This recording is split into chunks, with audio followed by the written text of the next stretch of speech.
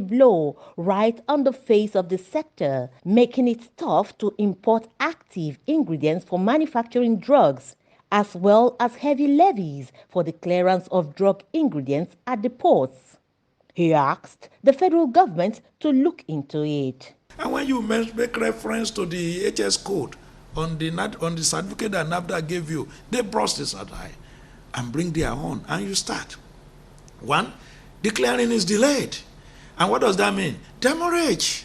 All these are things that eventually blow up the cost. Dr. Loluojo also added that sometimes the government owes manufacturers monies for drug supplies made to hospitals, thereby hampering their production capacity. Oh yeah, it happens. 2-3 years, they're not paid. Most of these people borrow their money from the bank, and the bank does not care whether you supply to a government agency and he has not paid you. So something that I will ordinarily sell at 1 naira 50 kobo, I will probably sell it to you at 1 naira 70 in order to take care of the cost of fund.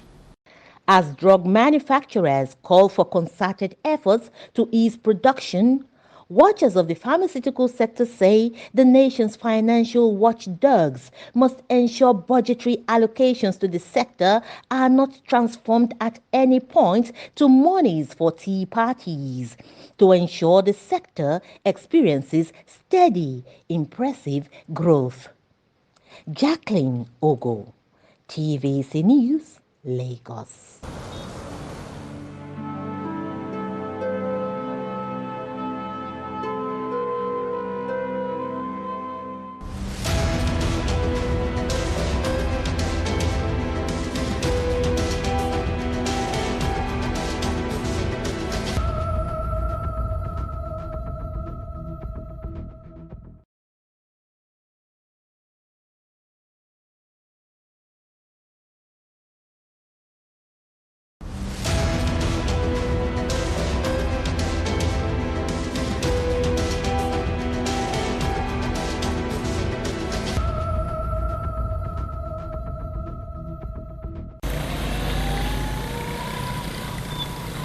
With over 13 communities and several villages and towns, Ezimo community in Udenu Council area of Enugu State plays also a popular Eyenzu waterfall, one of the longest waterfalls in Nigeria with a height of about 120 meters tall. From Oba Junction to Ezimo waterfall is about 3.7 kilometers drive alongside with oscillating bends and vast vegetation.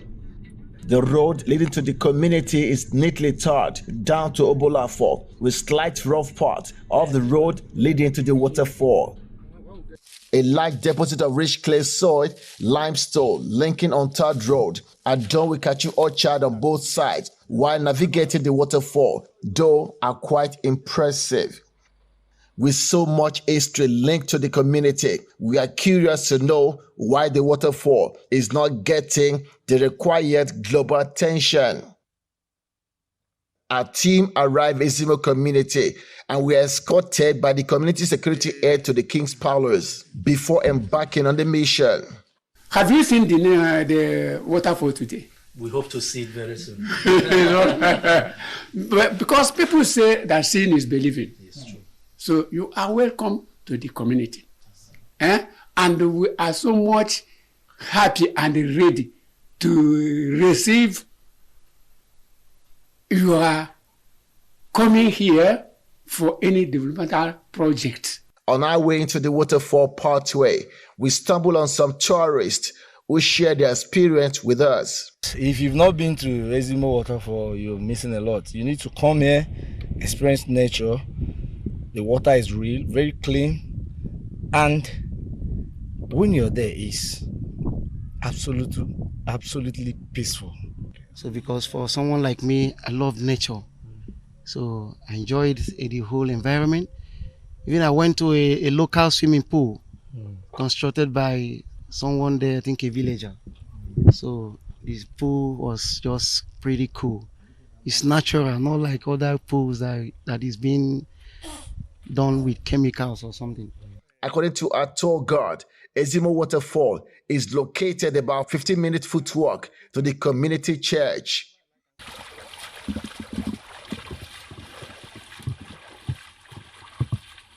We immediately set out to see this place that is yet to be placed on tentative landmark site on UNESCO map. Without due recognition, other popular sites are enjoying. Ezimo waterfall is about 60 meters higher than Niagara Falls, situated in a split between United States of America and Canada. Aside the neatly laid tire footwork steps and sound security architecture that guarantees safety, Ezimo waterfall lacks modern infrastructure like resort and tourist infrastructure for relaxation. The staircase is another impressive feature to keep the experience natural. It takes a little above 100 of tires like this that was constructed by the villagers to aid your coming out from the waterfall. We have a step, the tire steps made of tires. I mean, if we can have handrails going down the step and then coming up, that will also help. Now, to really harness the opportunities presented by that awesome waterfall, it will be great if we can have a resort around there. The amazing feature in the waterfall is how nature creates its pathway with a single access road as entrance and exit to the waterfall. At the look of these magnificent structures, nature provided by itself, it is considered to be the entrance of the famous Ezimo waterfall. Finally, we arrive at the amazing gift of nature to the people of Ezimo community in Nsukka, Enugu, Nigeria, and West Africa on the continent.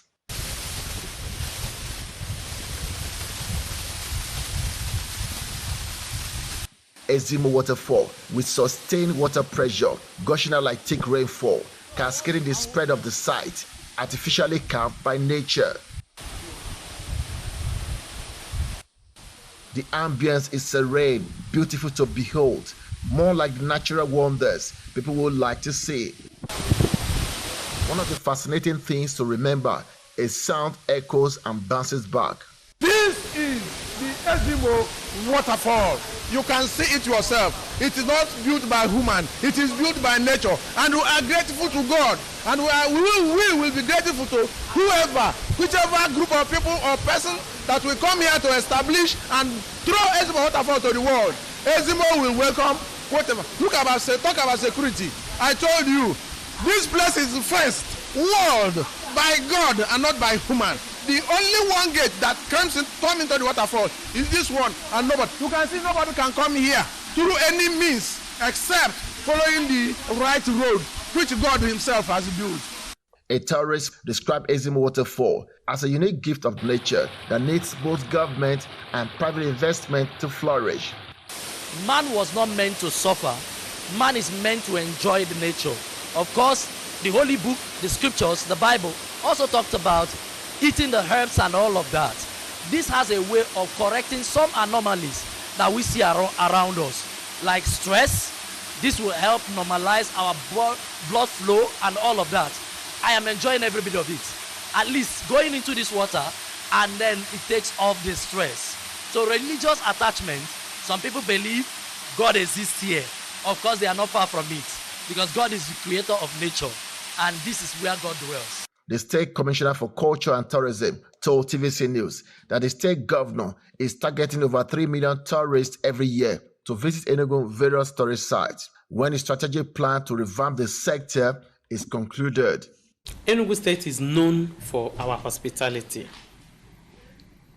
That's number one. Enugu State is secured. So we encourage every tourist, come down to Enugu and we'll take you around the places. Any tourist site you want to visit, we'll take you down to there. There is security in Enugu State. The world is going towards tourism, especially ecotourism. Okay. Once we get our investors, and as we speak, we have investors who have declared their interest to come down, see these things.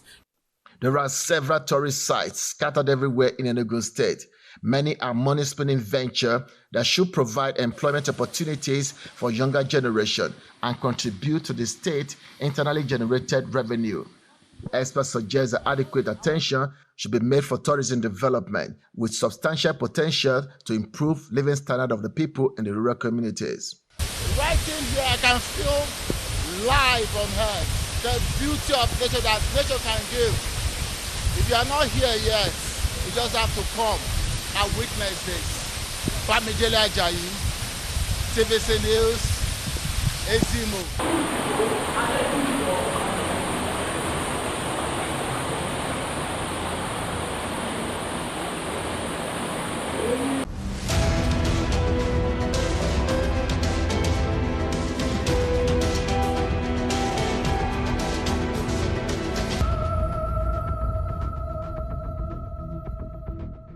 Happy New Year, everyone! May this new year bring you joy.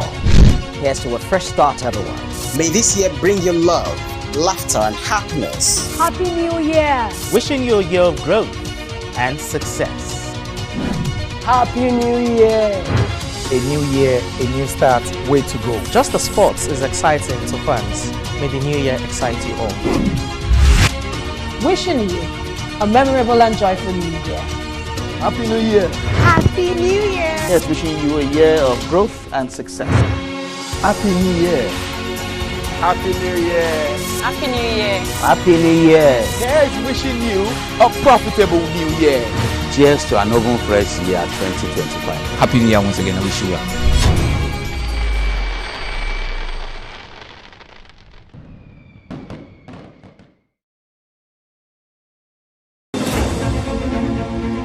Meet Benga Oreshegun, a fearless voice and an advocate for the truth. He's bringing fresh energy and bold insights to journalists' hangout.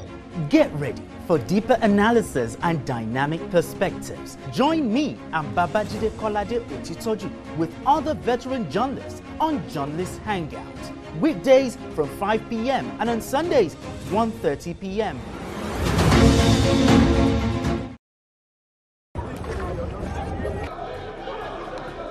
Every second, every minute, every hour, and every day, time doesn't just tick away. It's a countdown to political decisions that shape our world. This country must move. Imagine the impact these decisions have on our lives. Some are consequential, others may leave us intrigued or baffled. You will have no better friend and partner than Nigeria. Step in and feel the frenzy like never before. Join me every weekday for an hour of fact-finding interviews, but questions cut to the core. How would you say your administration has fared in these sectors?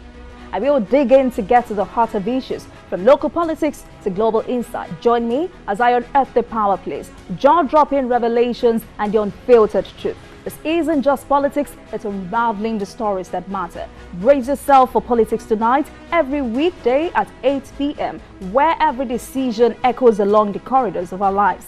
Politics Tonight, only on TVC News.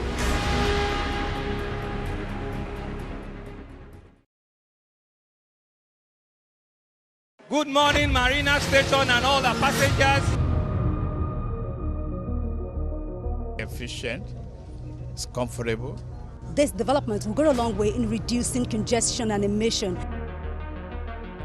The trains are a long-term solution to Lagos traffic challenges. This is where we take the final, decisions on policies, programs of government. I will have to ensure that, the narration of Lagos as a PLC is taken very, very seriously. This is a major pedestrian bridge linking Oyinbo here to Apapa Road over there. With this overpass, we are providing what we call a permanent solution.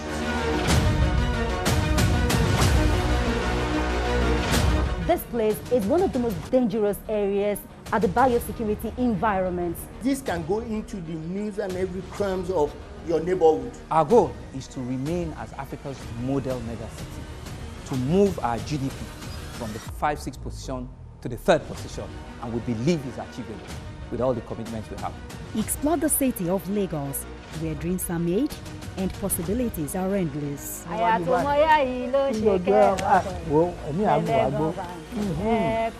Amadedoja Salamadini, I live in Lagos, inside Lagos.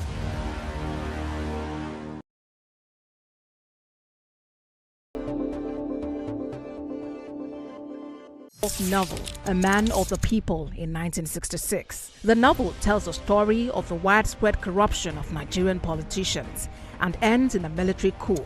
During the Biafra conflict, Achebe's house was bombed and his friend Christopher Okim was killed.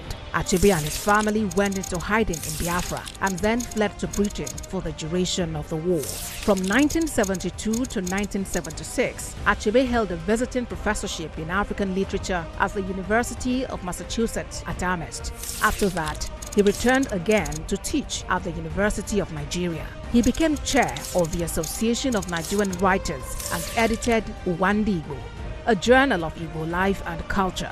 Although he wrote many essays and kept involved with the writing community, Achebe did not write another book until 1988's Anthills of the Savannah. In 1990, Achebe was involved in a car crash in Nigeria, which damaged his spine so badly he was paralyzed from the waist down. Bard College in New York offered him a teaching job and the facilities to make that possible, and he taught there from 1991 to 2009. In 2009, Achebe became a professor of African Studies at Brown University.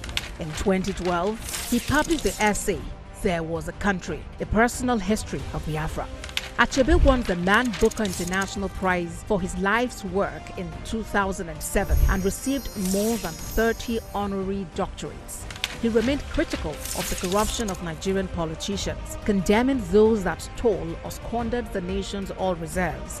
In addition to his own literary success, he was a passionate and active supporter of African writers. However, Achebe died in Boston, Massachusetts on March 21, 2013 after a brief illness. He is credited with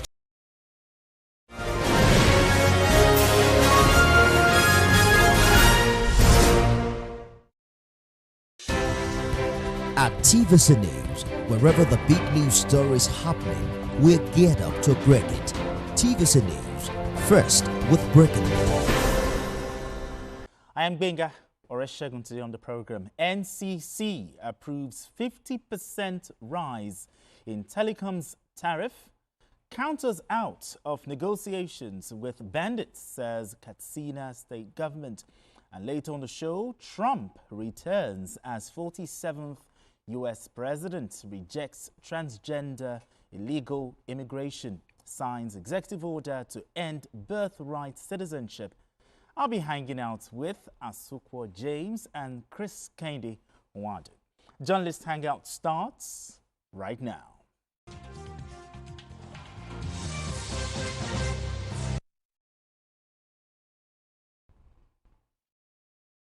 Now let's begin the conversation.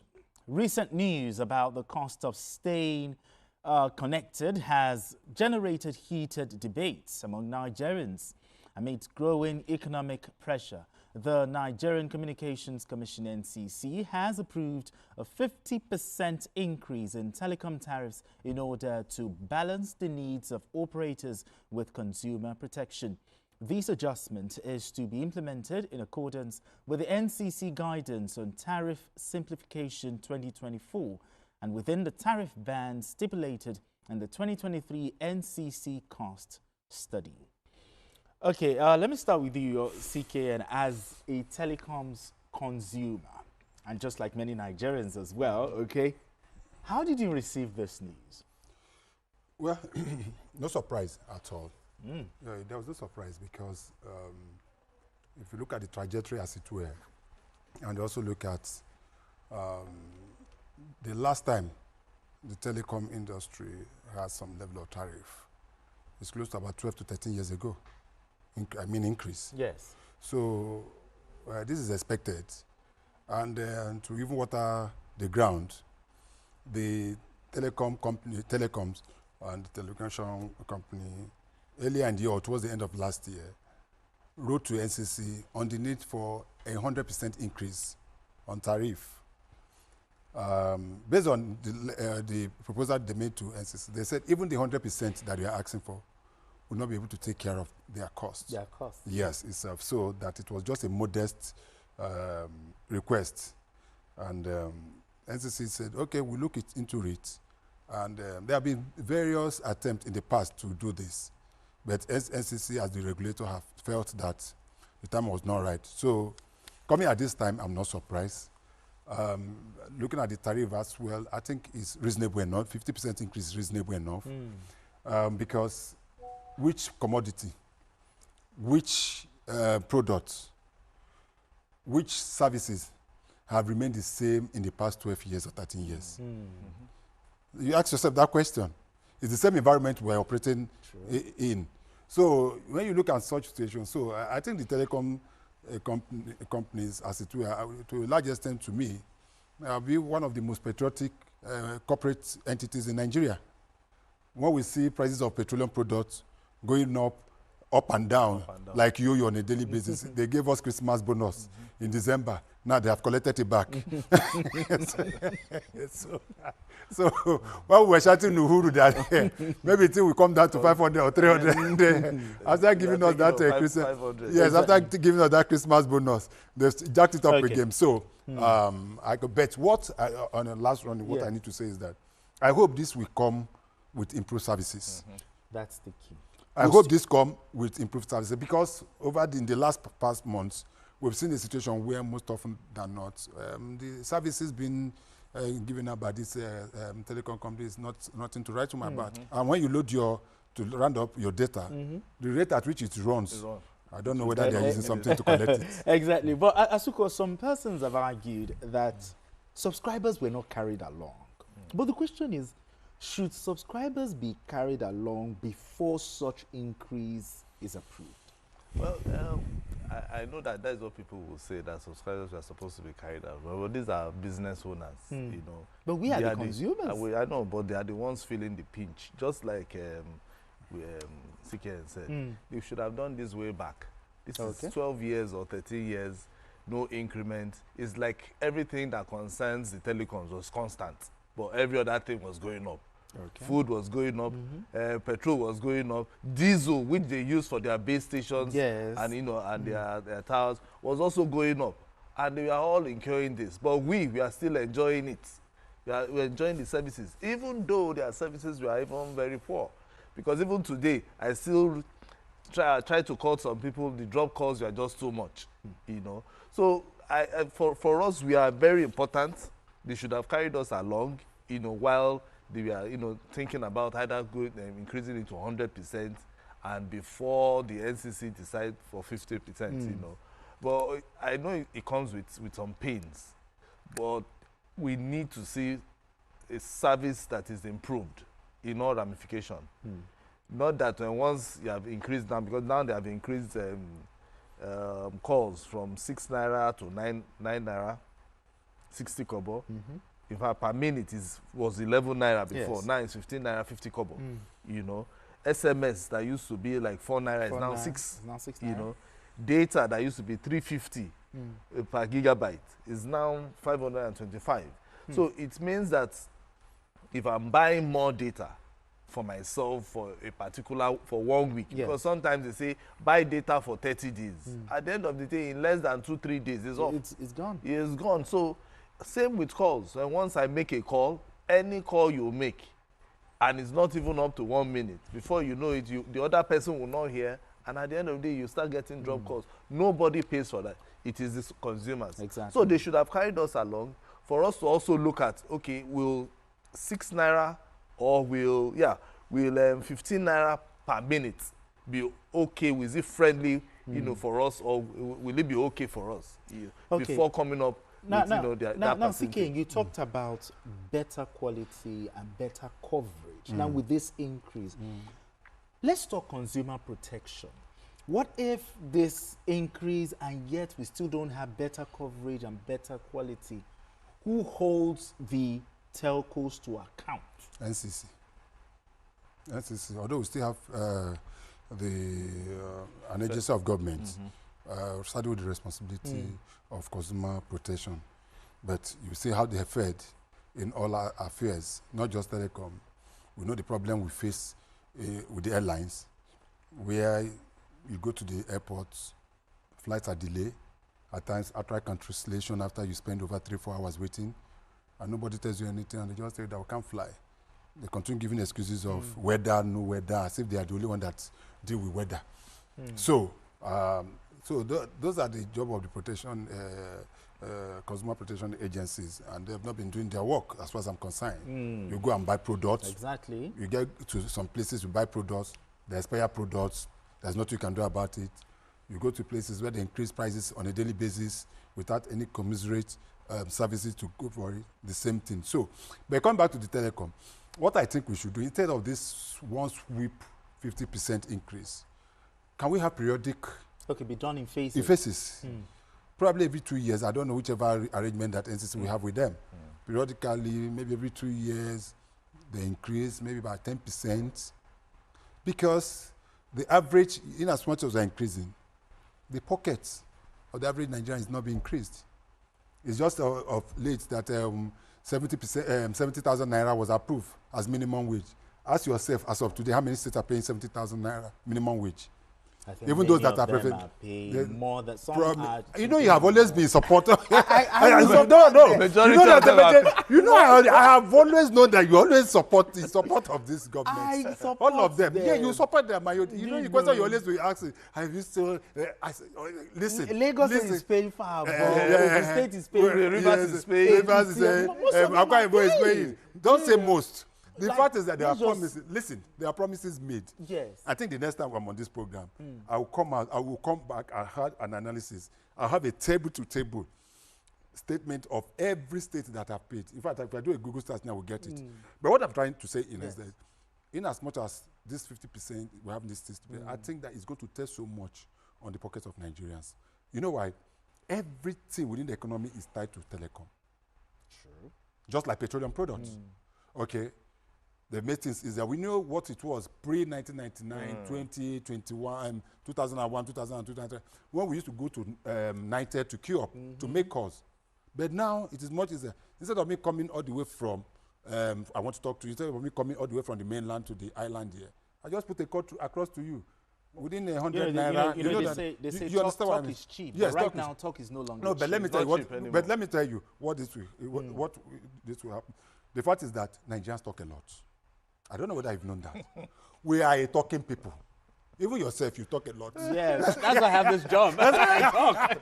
So what I just is being paid. Is being paid to talk. But you see Nigerians who will not pick their phone and they make a call. They start, instead of going straight to the point, they will start greeting you first. No, some people do greeting. Okay, yes. If you don't, you cut. No, I won't cut. Are you hearing me? But right now, you just go straight to the point and just. So it is also a way of checkmating the way we talk. But as I said, it is necessary for us because the telecom companies are already saying that if nothing is done, that they're going to shut down. And there's no two way about it. We can't afford and we cannot afford that. But still talking about quality control. Yeah, they asked for 100%, they got 50%. But should NCC and other regulators insist that there must be quality and control and protection of the consumer? No, yes, of course. Now that there's an increase. No. I think that is where the FCCPC should come in, exactly. Because if you are going to increase your tariff in any way by 50%, consumers should get benefit for that. You know, because I see no reason why I should be having drop calls when I'm paying more. Same with data, okay? And once I experience 3, 4, see, look at even what CBN is even doing. You know, when once you go to the ATM and then they debit you, you are being debited, and in the next 24 hours they don't reverse your money, then you can report to CBN. CBN, exactly. You understand? And then they will take necessary actions. That is what we want NCC and FCCPC, you know, should come out and also drum it in the ears of these telcos. Or do you think the government should give them a bit of maybe subsidy, some tax, you know, incentive or something like that, just for them to is a private business. Yeah, I know, but in other countries it's a private business. You understand? Okay, if they want to merge for them so that they will be strong, let them merge. Like banks. Yes, if they need to do that, because what we need is quality service, nothing more. So FCCPC would have to come up with, you know, sensitization of Nigerians also drum it in the ears of the telcos. Because if, for instance, I am having drop calls regularly, I'm supposed to go and report. And then there should be that act that says that when once one has these drop calls frequently, the person has to be paid. The consumer has to be paid. Compensated for it. Simple, you know, because if it's getting too much. I know I've tried FCCPC for a particular matter, and they came up really well. How many Nigerians have access to the NCC, FCCP to report if there are issues like with some level of insights, to a large extent, I'm close to the guys at NCC. I know that NCC, I can't remember. They have a department in charge of this. Okay. Yes, they have a very structured department. That when you have issues with your telecom company, drop call, recharge card, you're not getting, and the rest of them. There's a department. What I just think that the NCC needs to do now is try to re-emphasize and try to make these numbers and these accessories available to Nigerians to know. The way they have been sending SMS, they should be, NCC should be sending SMS to Nigerians that if you have any problem with your this thing, just call this number, send message. I know they have them. That I know for sure. But are Nigerians aware of it? They are not aware. So there have been some instances, let me tell you, there have been instances where I've bought credit through my bank or certain service providers, and they don't deliver. Exactly. Yes, several times. That one is several times. It happened a lot. And it takes a time. In fact, they don't reverse the money. In fact, I forget. So what I've been trying to do of recent, if I'm going to do that, the fault of the telecoms. It's the fault of the banks, you know, or the. Let me tell you. That's why they have the collaboration. That is why they have that. Of recent, you remember that even the banks are having issues. The bank, the telecom companies are having problem with banks, which is why the issue of the USSD and the rest of them is. You can take it even further to the banks themselves. Of late, the central bank have said, go to which of the banks do you go around us here that you can go to the ATM now to withdraw money. Ask yourself. Rather, you see those with POS. But the central bank a few days ago penalized certain banks. Due to the fact that their ATM machines are not working. But even at that, all right, gentlemen, let's move straight to our next conversation. In the fight against terrorism, governments must make difficult decisions that reflect their stance on justice and security. The Katsina state government has made a bold declaration saying, "Count us out of negotiations with bandits." This came following reports of an alleged peace deal involving bandit kingpins in the Batsari local government area of the state. The state's Commissioner for Information and Culture, Bala Salisu, however, noted that the government is willing to accept bandits who voluntarily surrender and renounce the violence. Before we look at the response from the Katsina state government, I want to ask you, negotiating with bandits, has it ever yielded any positive result? Well, it has never. Because I remember years back that we had this negotiation with bandits. Yes. Particularly, even this same Katsina, a governor, the former governor, Masari, he had a negotiation with bandits. I think Dogo Diye or something. I think that should be his name. You know, at the end of the day, they still went back to the forest, doing their all kinds of atrocities. So it has never worked. Sometimes they will tell us that they are dropping their weapons. But do you know what? When they drop their weapons, the fear is that because they work in groups. Yes. That particular group that you have, done your negotiation with, the another group will go back to take its place. We want to take its place. So they, in order for them to defend themselves, they will go back to the forest for them to defend it and get weapons, get these light weapons, and then they will go back. So that is how this thing has never worked. So if, for instance, you are negotiating with one group and leaving the other group, it won't work. So the best thing is don't negotiate with them. If you need to deal with them, deal with them. Because these are people who are kidnapping people. These are people who are killing. These are people who are raping our women. And at the end of the day, you come back, you say you want to negotiate. So if they are renouncing, and you know that you want to make sure that you line all the groups together, If the group is in the south, take it. If it's in the north, make sure that all the groups renounce at the same time. Okay. But if you now do the negotiation group by piecemeal, it will not work because everybody is fighting for survival. That's what I see. So it's always survival of the fittest. Okay. Okay. So if the government, from this one now that I've heard, that the government is, in fact, the Katsina State government is saying that they don't have. They are not interested in it. Okay, that the only thing they want is let them come themselves and surrender, and then from there we'll start to talk about, okay, maybe these ones are serious. But for them to sit down, in fact, they said there was a sit down with some DSS. I saw the. Yes. Why don't you also involve the Katsina State government? Because the governor is the chief security officer of that state. Exactly. But CKN, the Katsina State government denying any negotiation with bandits. Is this the right way to go? That we're not negotiating with bandits? That's what Asuko said. They have tried. I won't say we have tried. They have tried in the past to negotiate with some of these terrorists. We should stop calling them bandits. I'm one of those that say we shouldn't be calling these guys bandits. They are not bandits. They are terrorists.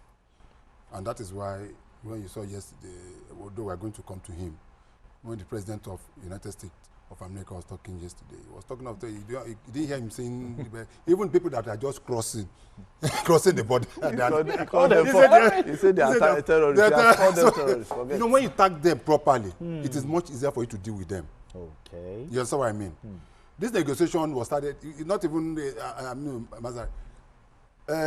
Nasir El-Rufai, during his days as governor of Kaduna State, was one of those that were vehemently in support of negotiation. He came out to say that he was going to negotiate with most of these terrorists, as it were. And he indeed negotiated with them. But after he did that, what happened? Most of the ones that they say they are repentant bandits, I'll use that word bandit again. Most of them that say they are repentant terrorists, okay, that got amnesty from the government. They said they've submitted their weapons and most of them got reintegrated into the system. And they got what they want and went back. I went back into the bush. So what I am saying in essence, there is no country, there is no serious country in the world. Look, I'm also taking it further. Look at what is happening between Israelis and Hamas. At a point, after Hamas invaded Israel and killed over close to 1,200 for the past 15 months, Israel said there's been constant bombardment. In as much as they achieved certain things and they didn't at the bet, they made a statement and they drew the line. So it is just of late that bandits is leaving and Donald Trump is coming. That some kind of another thing is yes, the issue. Let me land finally. It is what we need is to support our military to do the needful. We need to support our Nigerian army to do. Let me give you a classical example. I just came back from the east. After the Christmas, I visited my village in Obo.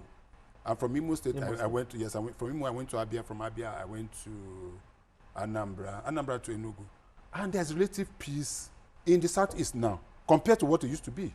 I'm telling you for free. The military, especially the Nigerian army, doing a very, very good job. In as much as I know there have been pockets of complaints here and there, so military people trying to use the opportunity to, but you cannot take away the work that the military has done. And that I need to use this opportunity to commend a single individual. That is the outgoing GOC of 82 Division of the Nigerian Army in Enugu, in the name of, in the person of Major General Dada. I can't remember his first name. I think he has been redeployed now. That young man has done a human job. Using the carrot and stick approach, the Southeast is relatively quiet now. And I think we can take this further. I don't know whatever. There are still pockets of stay at home on Mondays, so I'm not saying that they're totally eliminated. But taking that further, I also went to Enugu State. And you see what the governor of Enugu State is doing in terms of security. The guy has set up, is using technology to fight security. They took me around the newly commissioned command center in Enugu. Yeah, really big. I saw it. Really beautiful. I saw it. I don't think some states. I don't even think some states in the United States of America have what some of the things is there.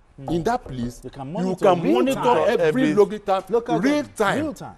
And I continue to ask, when you see this Nigerian governor forum, what do they discuss?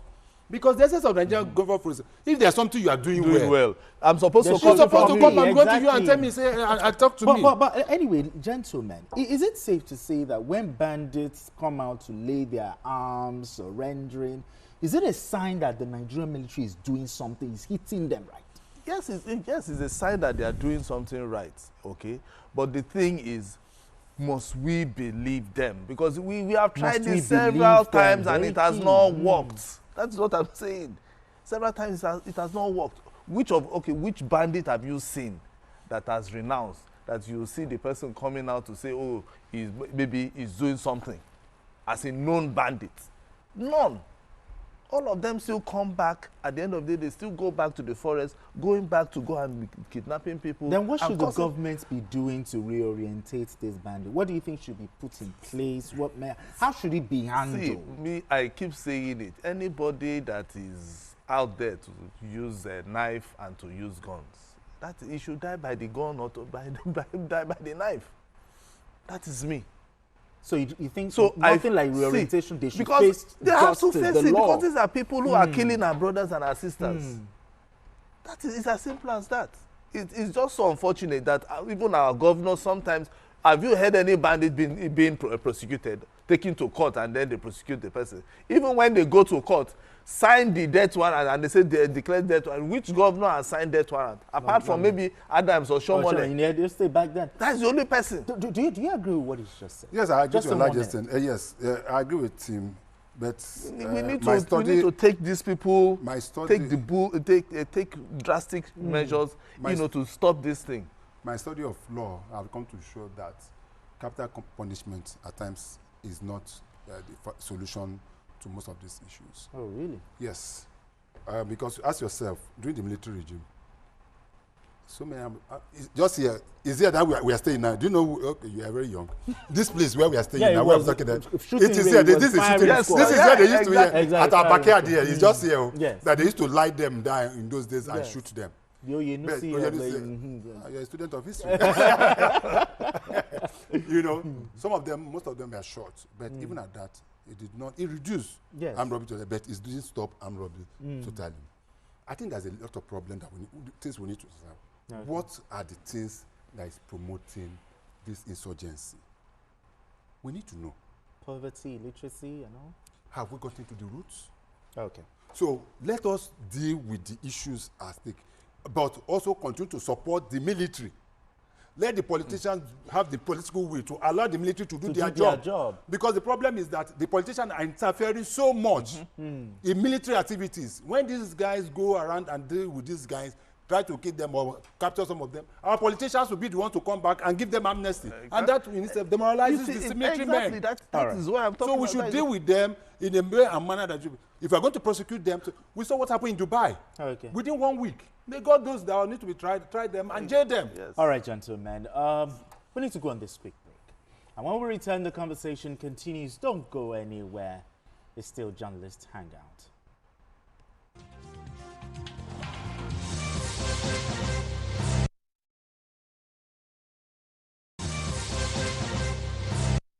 Just still Journalist Hangout. I still have Chris Kennedy Wadu right here and Asukwa James.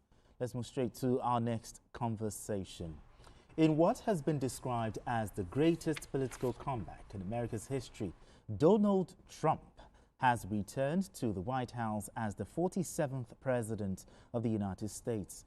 Trump seemed to have hit the ground running by signing series of executive orders targeting key social and political issues. This include the rejection of transgender, stricter measures on illegal immigration, and an executive order aimed at ending birthright citizenship.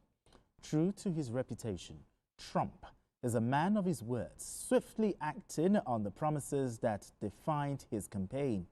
Let's share this package with you. I, Donald John Trump, do solemnly swear that I will faithfully execute. President Trump and his Vice President J.D. Vance took the oath of office at the Capitol in Washington, D.C. due to the freezing temperatures. The first time the ceremony has taken place indoors since the second inauguration of Ronald Reagan in 1985. The event was attended by former President Biden Vice President Kamala Harris, former President Bill Clinton and his wife, former Secretary of State Hillary Clinton, and hosts of other public officials. In his inaugural speech, Trump criticized Biden's administration for failure to give attention to America's border, but instead using America's resources to defend foreign nations. America will soon be greater, stronger, and far more exceptional than ever before. My recent election is a mandate to completely and totally reverse a horrible betrayal and all of these many betrayals that have taken place, and to give the people back their faith, their wealth, their democracy, and indeed their freedom. President Trump also announced a number of executive orders to be signed, including the national emergency on southern borders. All illegal entry will immediately be halted, and we will begin the process of returning millions and millions of criminal aliens back to the places from which they came. On his foreign policy's direction for the next 4 years, President Trump said a golden age begins right now. He announced a flurry of policies, including renaming the Gulf of Mexico as the Gulf of America. We will measure our success not only by the battles we win, but also by the wars that we end, and perhaps most importantly, the wars we never get into. In what may have come as a shock to keen observers in U.S. politics, President Trump said his strongest legacy will be to unite the country. All right, President Trump 2.0, just like someone said. I also heard someone said, return of the Trump. Yes. Okay, but when he came in, the inaugural address, he signed a few executive orders.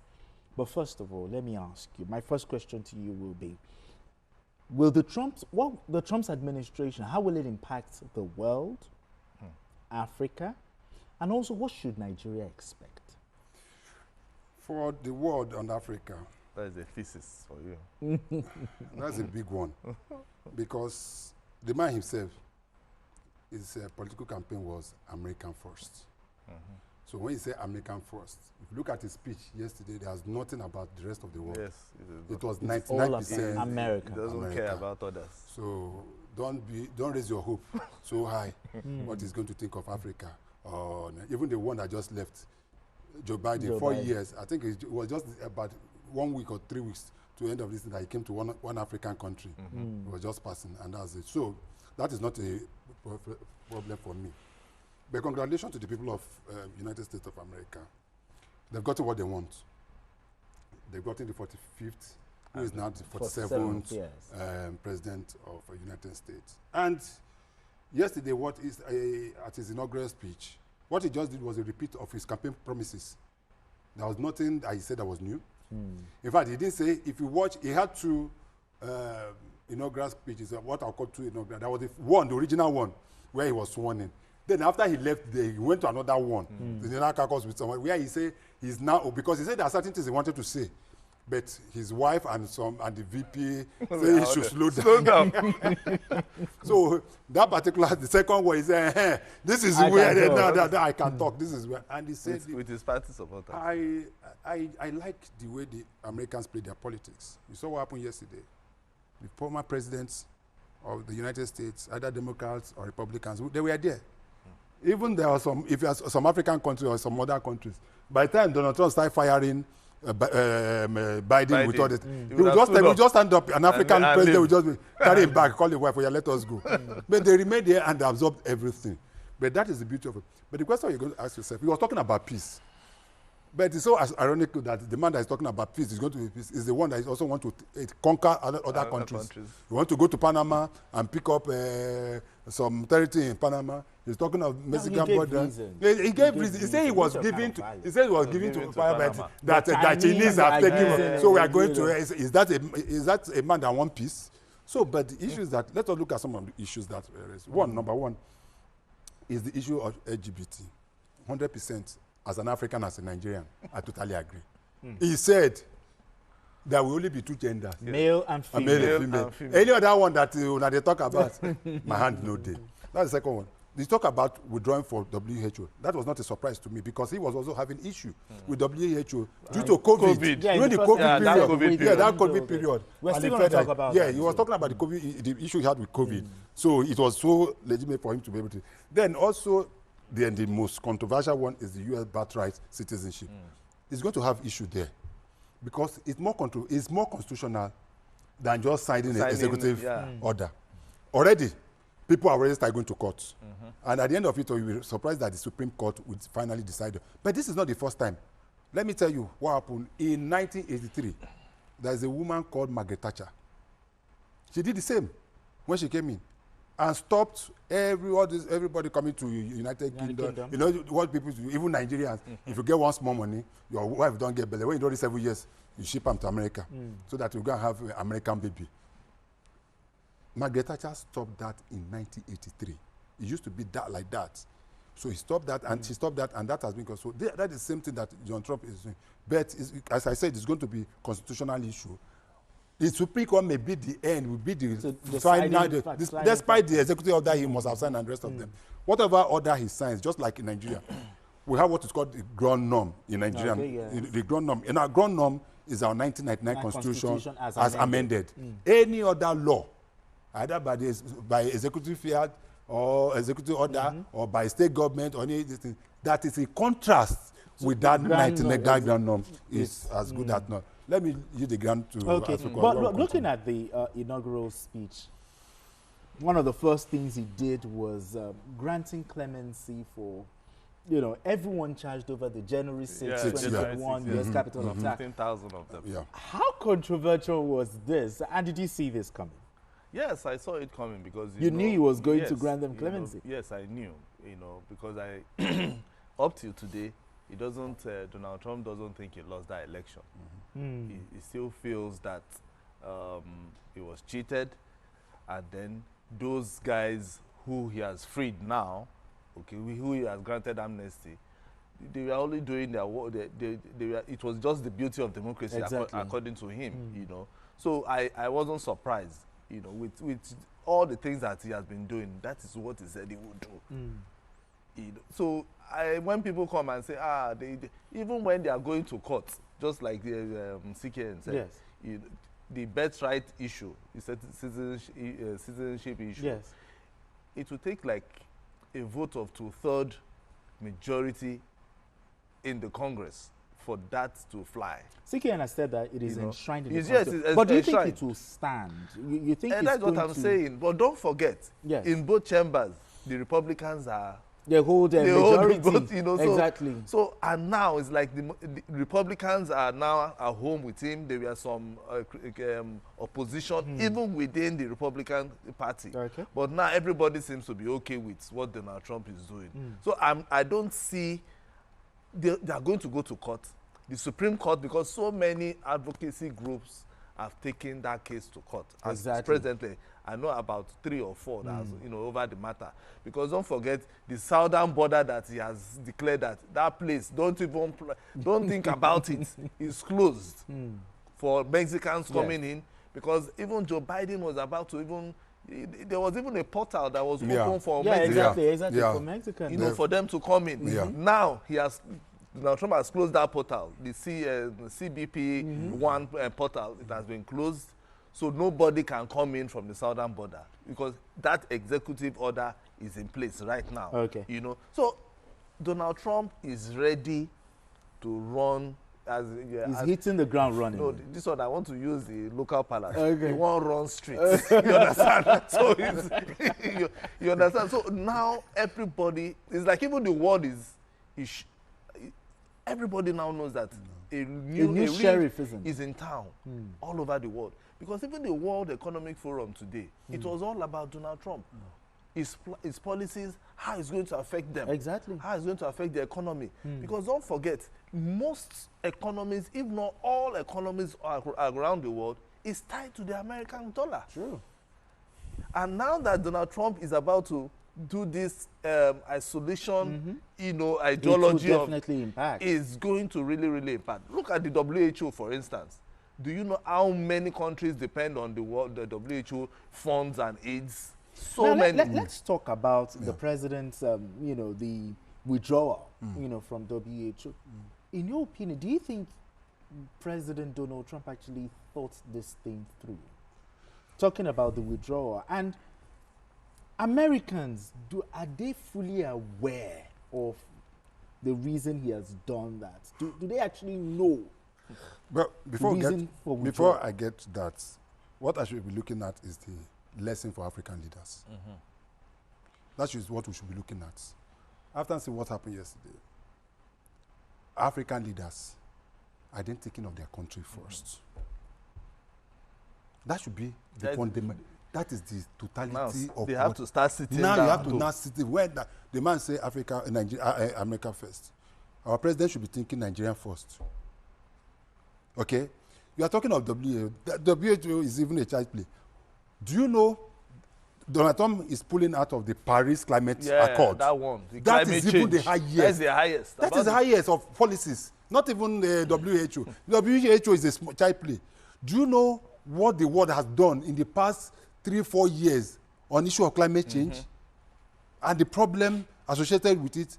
How much have been popping into it? When a country like America now come to say, no, we are not interested, what he's trying to do, and where I'm going to You're is saying that he will pull out of the Paris Climate. He has, he said he has part of the executive order. It's part of the executive. Let me tell you. I think he will still have to revisit that matter because of the early fires we saw. You don't know. All of these No, let me tell you why. You Do you know why you it's not something revisit? you Let will me tell you. You know why you not revisit?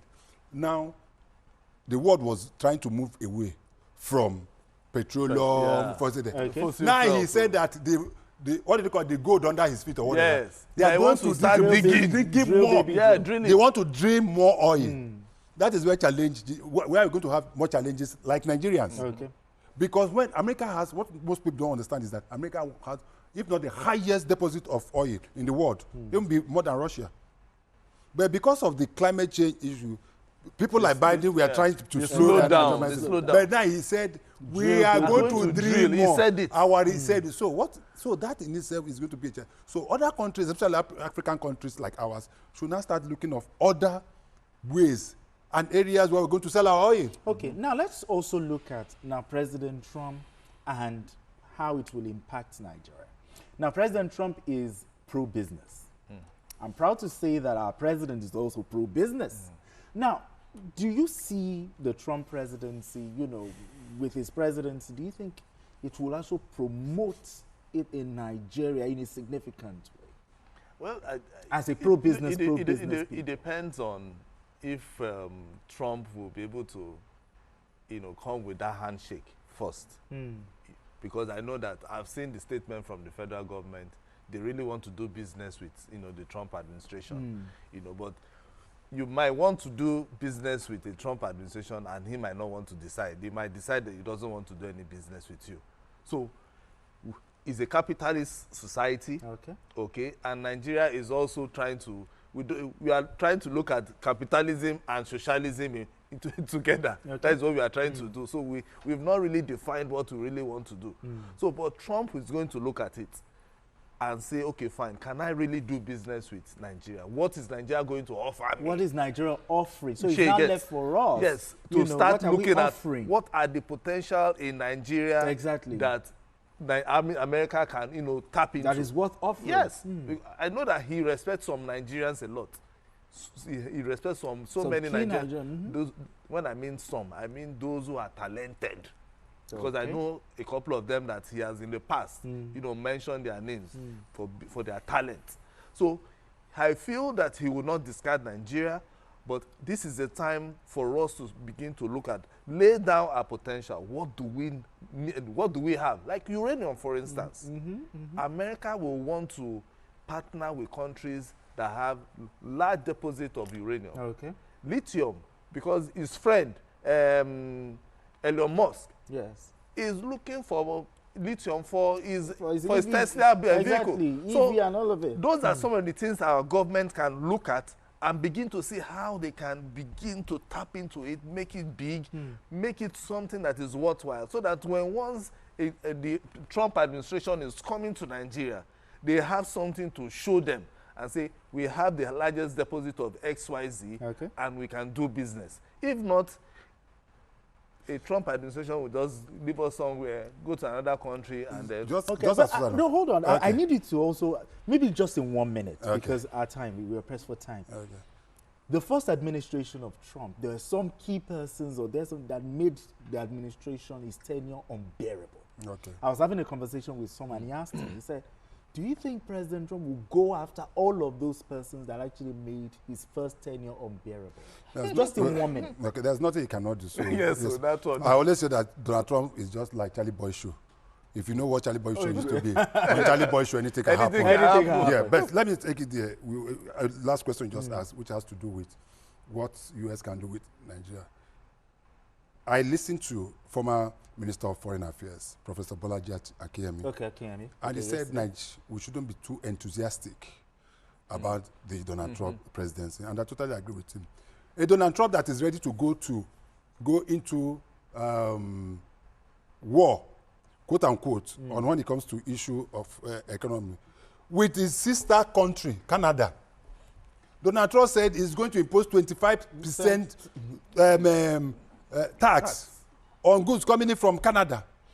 He's talk of that of Mexico, even talk of China. Those are the even big markets, talk less of Nigeria. So that is why I'm saying that we should not be too enthusiastic, we should not be, let us do our own thing, be able to look inward and see what we should be thinking of now is that what can we say to America? What can we say to America? So we need to what can we say? I know we have to make ourselves relevant. Yes, exactly. Make ourselves, position ourselves in a way and manner.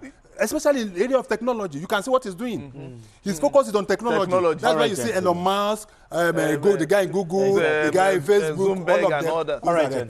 All right, gentlemen. Okay, let's move straight to our final conversation because we're pressed for time. Intelligence refers to the collection of analysis and dissemination of information to safeguard national security and counter threats.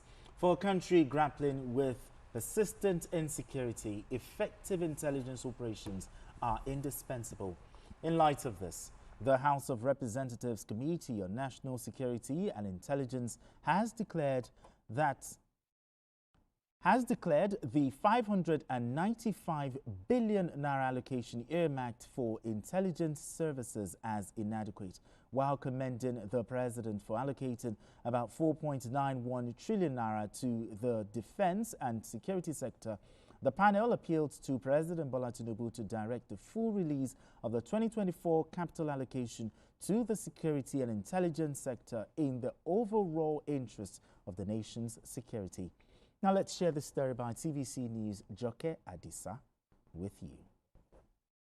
This budget defense session, the lawmakers acknowledged the 4.91 trillion naira allocated to the defense and security sector in the proposed 49.7 trillion naira 2025 budget. Even as the allocation underscores the priority accorded to security, the committee says the intelligence subsector is grossly underfunded. Out of the proposed 4.91 trillion naira for defense and security sector, only 595.02 billion naira is for the subsector, an amount the legislators describe as insufficient. I am therefore calling on Mr. President of the Federal Republic of Nigeria, President Bola Ahmed Tinubu, GCFR, to please intervene, not just for an increase in the allocation to the agencies, but to also direct the Honorable Minister of Finance to, as matter of national security, prioritize the full release of all the outstanding 2024 budget allocation to the intelligence agencies and sustain the practice and prompt releases to them going forward.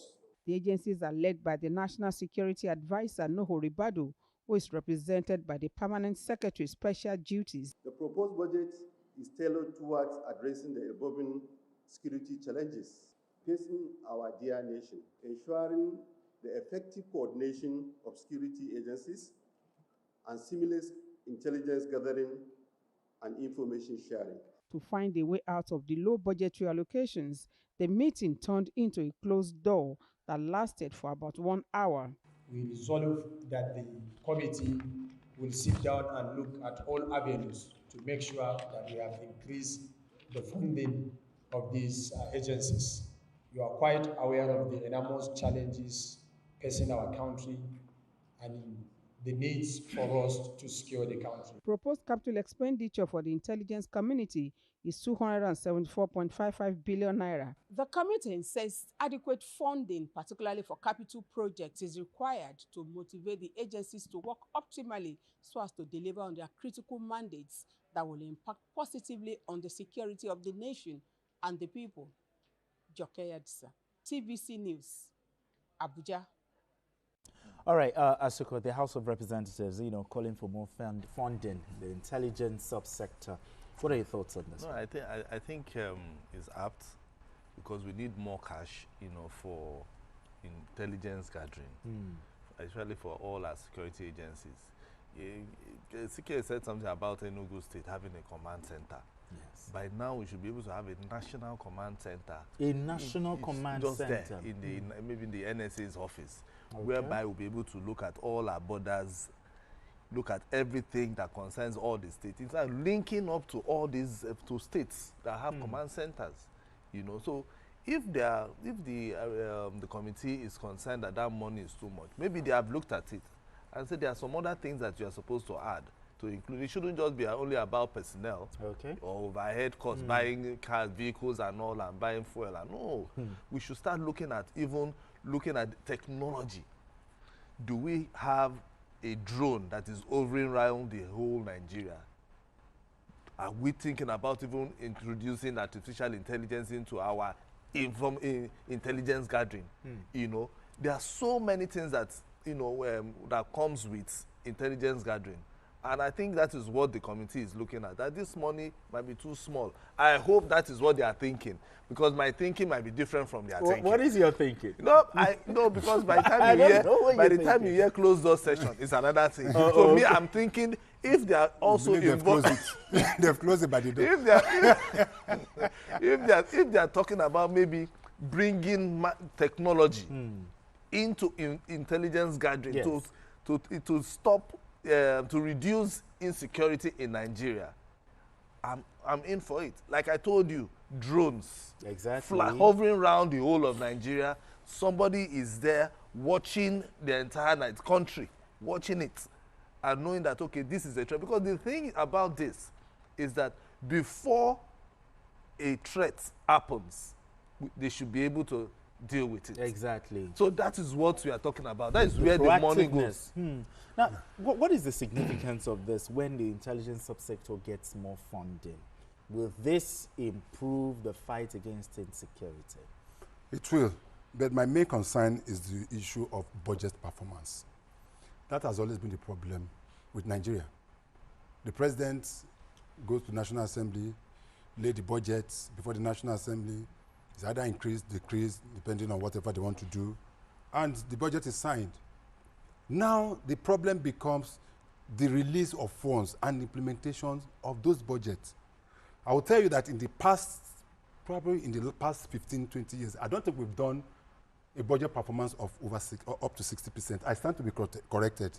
I'm sure nobody can. 1999? Yes, I don't think we've done that. 60%. Now look at what this committee is saying.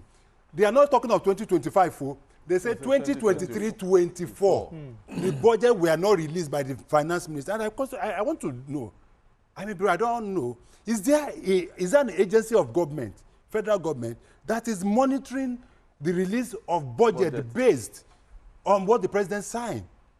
If Ministry of Education has been allocated 9 billion, is there anybody making sure that the Ministry of Finance release that 9 billion? Apart from the release of 9 billion, is there another agency that makes sure that 9 billion was used for what it was? Those are the fundamentals for me. So because accountability. So it's not just for president every year to sign this, and it's a fact. Most of those ministers don't get that money. They don't. Go and check. When the National Assembly is about looking at 2025.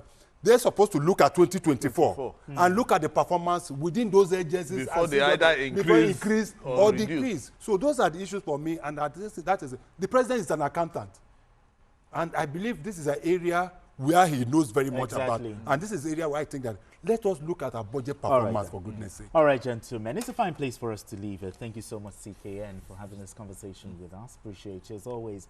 And also, thank you very much. Asako James. Thank you so much for coming into the studio to have this conversation. And also, big thank you to the gentlemen and women in the back room, pressing the buttons accordingly for us to have a beautiful show. Thanks so much, guys. And that's it on Journalist Hangouts today. Join us tomorrow for another episode of the program. Join us on Sunday from 1:30 to 3:30 p.m. for Journalist Hangouts on Sunday. We are on YouTube at youtube.com/TVC News Nigeria. I am Benga Oreshegun. Bye for now, and God bless Nigeria.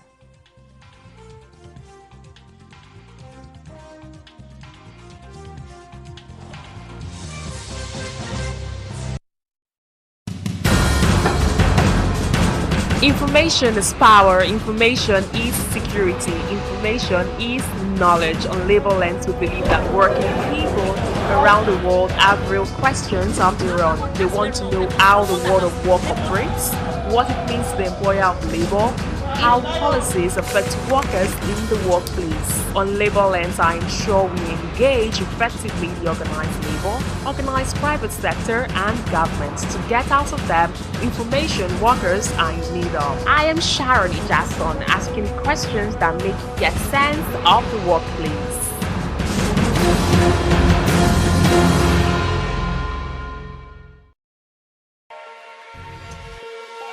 Every weekday on Business Nigeria, we uncover the secrets of the financial world. We analyze the stock market, shares, bonds, and the thrilling world of cryptocurrency. Facts matter. Our team dives deep to separate fact from popular opinion. We simplify complex government policies as it impacts your everyday life, helping you navigate the ever-changing financial landscape. Watch Business Nigeria every weekday at 2 p.m. only on TVC News. First with breaking news.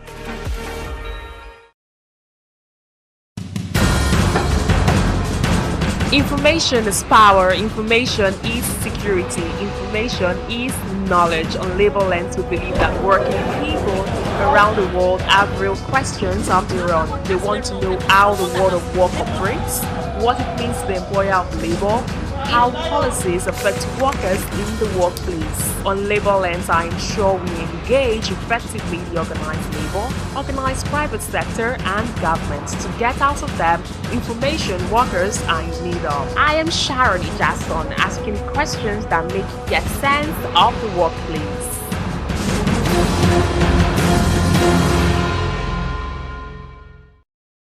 Happy New Year, everyone! May this new year bring you joy.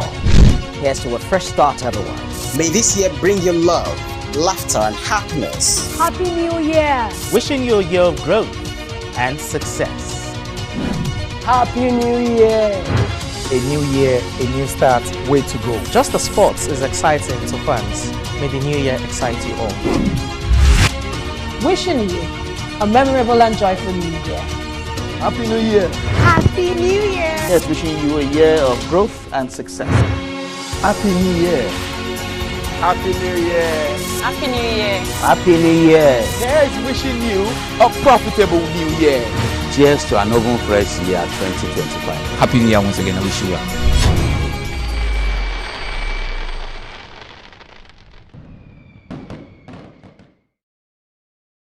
Akiwande Wole Soyinka was born on 13th July 1934 in Abeokuta, Nigeria to parents Samuel and Grace Soyinka. His education began with the Christian lessons of his parents as well as the more traditional Yoruba spiritual customs taught to him by his grandfather.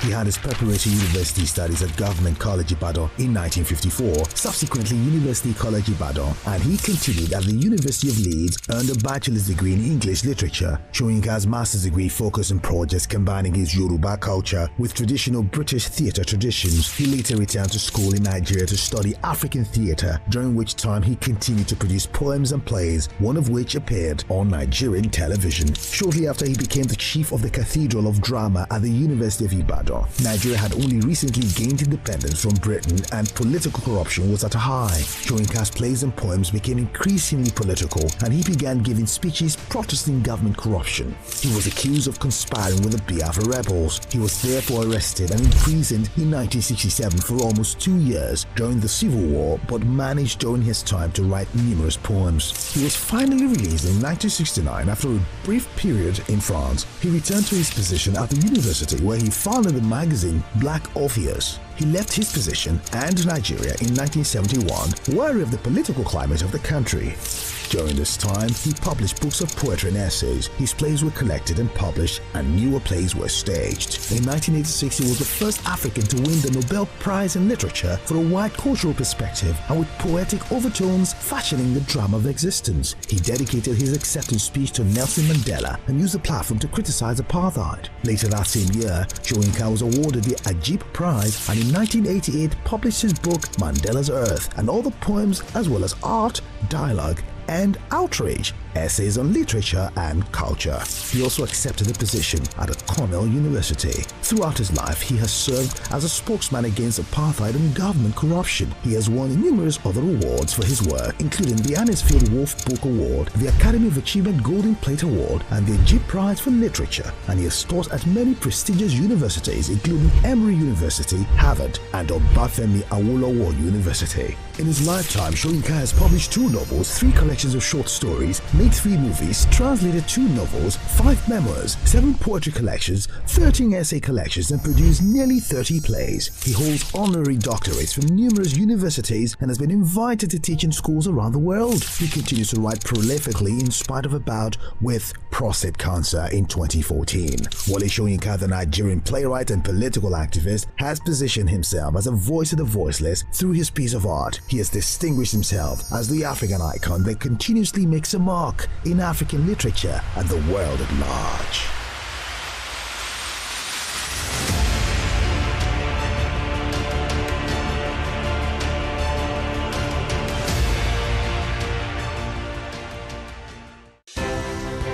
At TVC News, wherever the big news story is happening, we're geared up to break it. TVC News, first with breaking news.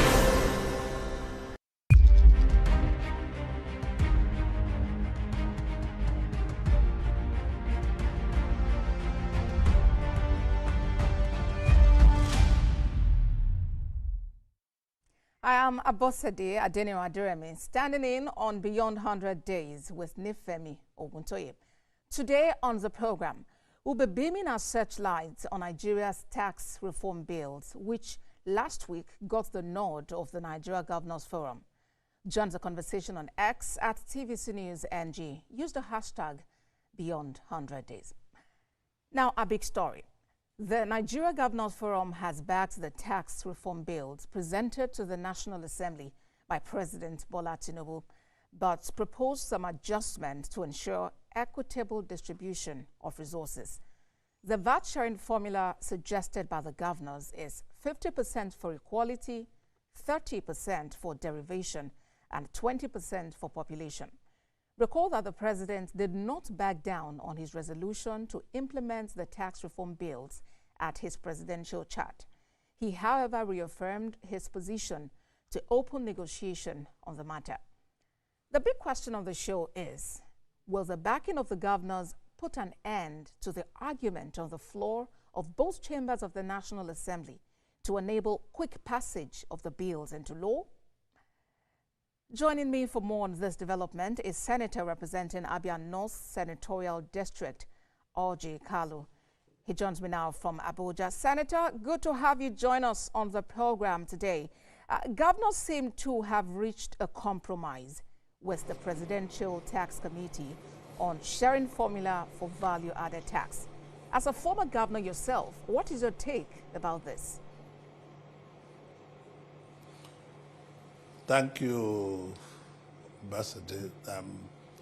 I'm very happy New Year to you and happy New Year viewers. I'm very glad to be here. And my take is not much. The much is that the governors have already done the needful, which most of the job have been done by them, and which I think is what I have said have been issues since last year when this bill came to National Assembly. I said there be need for wider and wider consultation, and I'm very thankful to the Minister of CAB, Coordinating Minister of Economy, Dr. Wole Edu, who, with his team, leading Oyedele and leading Zach, the chairman of FIRS, were able to fine-tune this bill very well and get it into the National Assembly. I've always said that this bill is very progressive. We have nothing to doubt about this bill. It's in good faith, and it's in larger part of Nigerian people to have this bill, whether you are a Christian, a Muslim, short or tall. Or, so the bill is overall interest of Nigeria, because most of our laws and most of the laws of the nation have been very obsolete. So I commend the team that made this bill. And I also want to commend the governors, which they have started in a good note by at least suggesting something. President Tinubu didn't say what I have said is sacrosanct. President Tinubu said, well, there's a room for discussion, and that is what any president should say. And there was room for discussion. So the governors have decided to come at least to something. They have offered something. And I expect the governors to go deep down where they say equality 50%, which means everybody must have something on the table. Whether you get something or not, on a quality basis, you get something.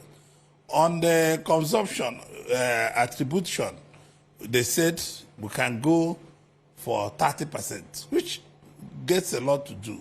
And on population, they say, well, we can go 20%. It makes a lot of meaning to me. There's no difference between what the president is saying and what they are saying. It's just about negotiation. Let me be honest with you. Nigerians and Nigerian people need to look the good part of the bill. And the good part of the bill is the law itself, because this sharing is political. Sharing is just for politics. It's not the real bill in there.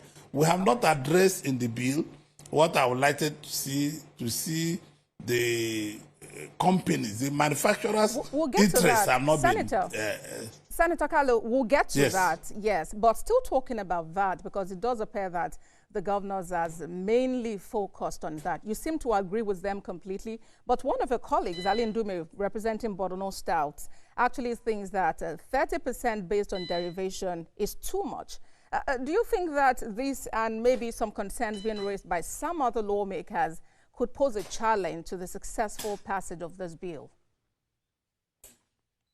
Well, it will not be for my best interest to be defending what any senator said. And Lindume is a very highly respected senator here. I hold him to high esteem. That is his opinion.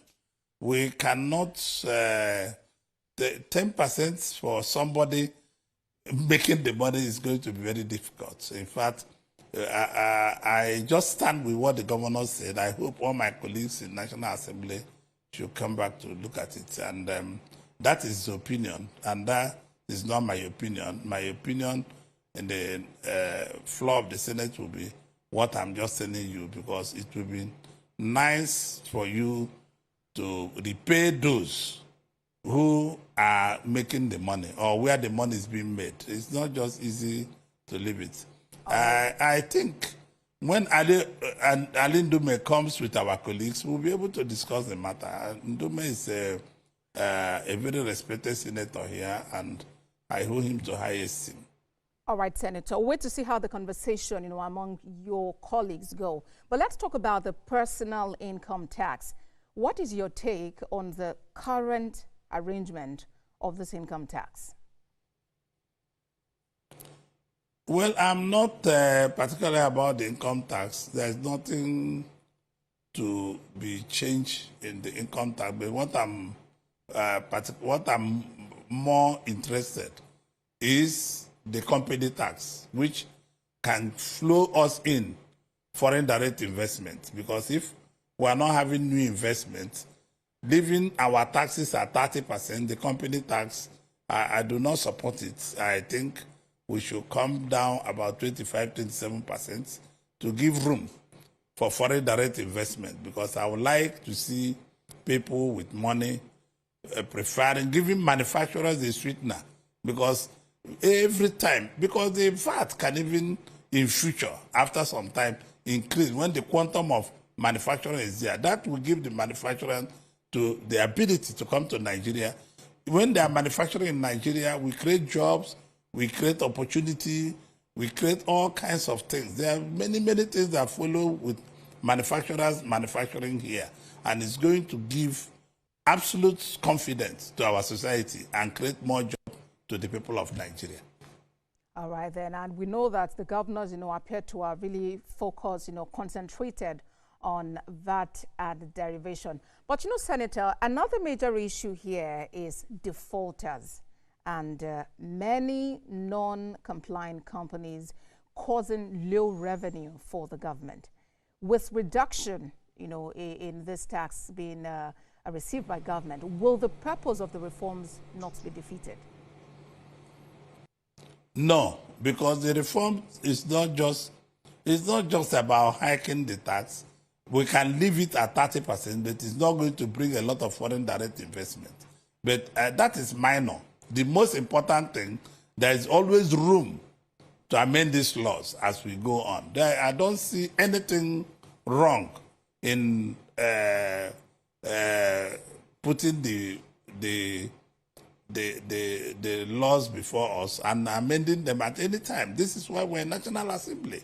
We can always amend any law which is not correct at any given time, so which is not bringing sincere play to the table to our people. So I don't see anything. Even if we amend these laws today and it gets tomorrow, we are not fighting with government. We are here to be very helpful to the government, because we want Nigerian people to come out of hunger, to come out of problems, and this is what we are fighting for. President Tinubu is committed to that, and our party as a party, we are committed to that. There's hunger all over the world, not only in Nigeria. You listen to President Trump yesterday, he's talking also about hunger in the land. If you go to Canada, it's hunger in the land.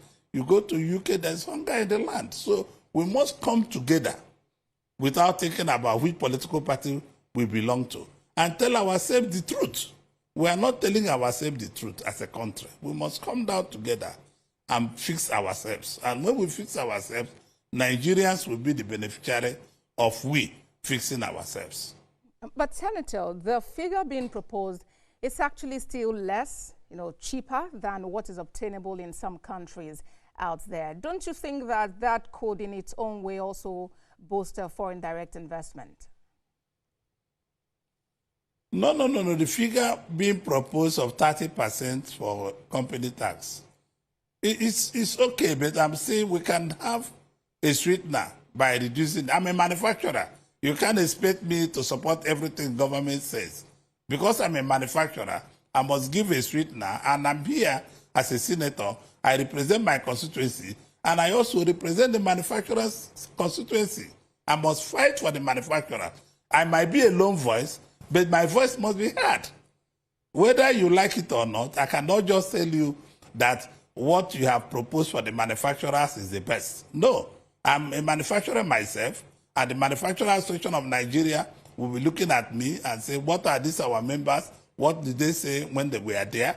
And this has to be in record that I defended the interests of the manufacturer, because the manufacturing sector of Nigeria is very low. If we really want to come out of our problems, we must go back to production, and our production will bring us to manufacturing. We must go back to our farms. We must, if you see a country like China, which people say they lack human rights, they don't obey any law, they don't do this and they don't do that. China, for the last 40 years, have grown by 10% GDP every year for the last 40 years, 4 decades. So for us, we need to go back to the farms. There are certain things government need to do to bring back people. Look at number of people we have out of school. Look at number of people we have out of road. If we have those people, we must be able to function well. All those trader money, the last government, I advised them to remove the traders' money and put it into farm. Because when you put 500 billion, you say you dash people 500 billion, and we don't know where 500 billion is going to be coming from, and you dash it out. This 500 billion can be given to people to go and cultivate crops, different crops from all parts of Nigeria by senatorial district. People can have, each senatorial district can have 10 billion to do different part of things. Giving to businessmen, I'm not saying giving to senators, giving to businessmen on 1%, and the 500 billion will still be belonging to federal government. Than saying that there is trader money and we share the money on the street. And like one minister came to the Senate in the 9th Assembly and said that she shared 54 billion in 2 weeks. I asked her, do you know what is 54 billion? Because these are the kind of lies and things I see government people do that is not right. So I think we must go back to production. All right, Senator, I see, you wear many hats as a politician, as a manufacturer. We'll get to explore this some more when we return from this break. You're watching Beyond 100 Days.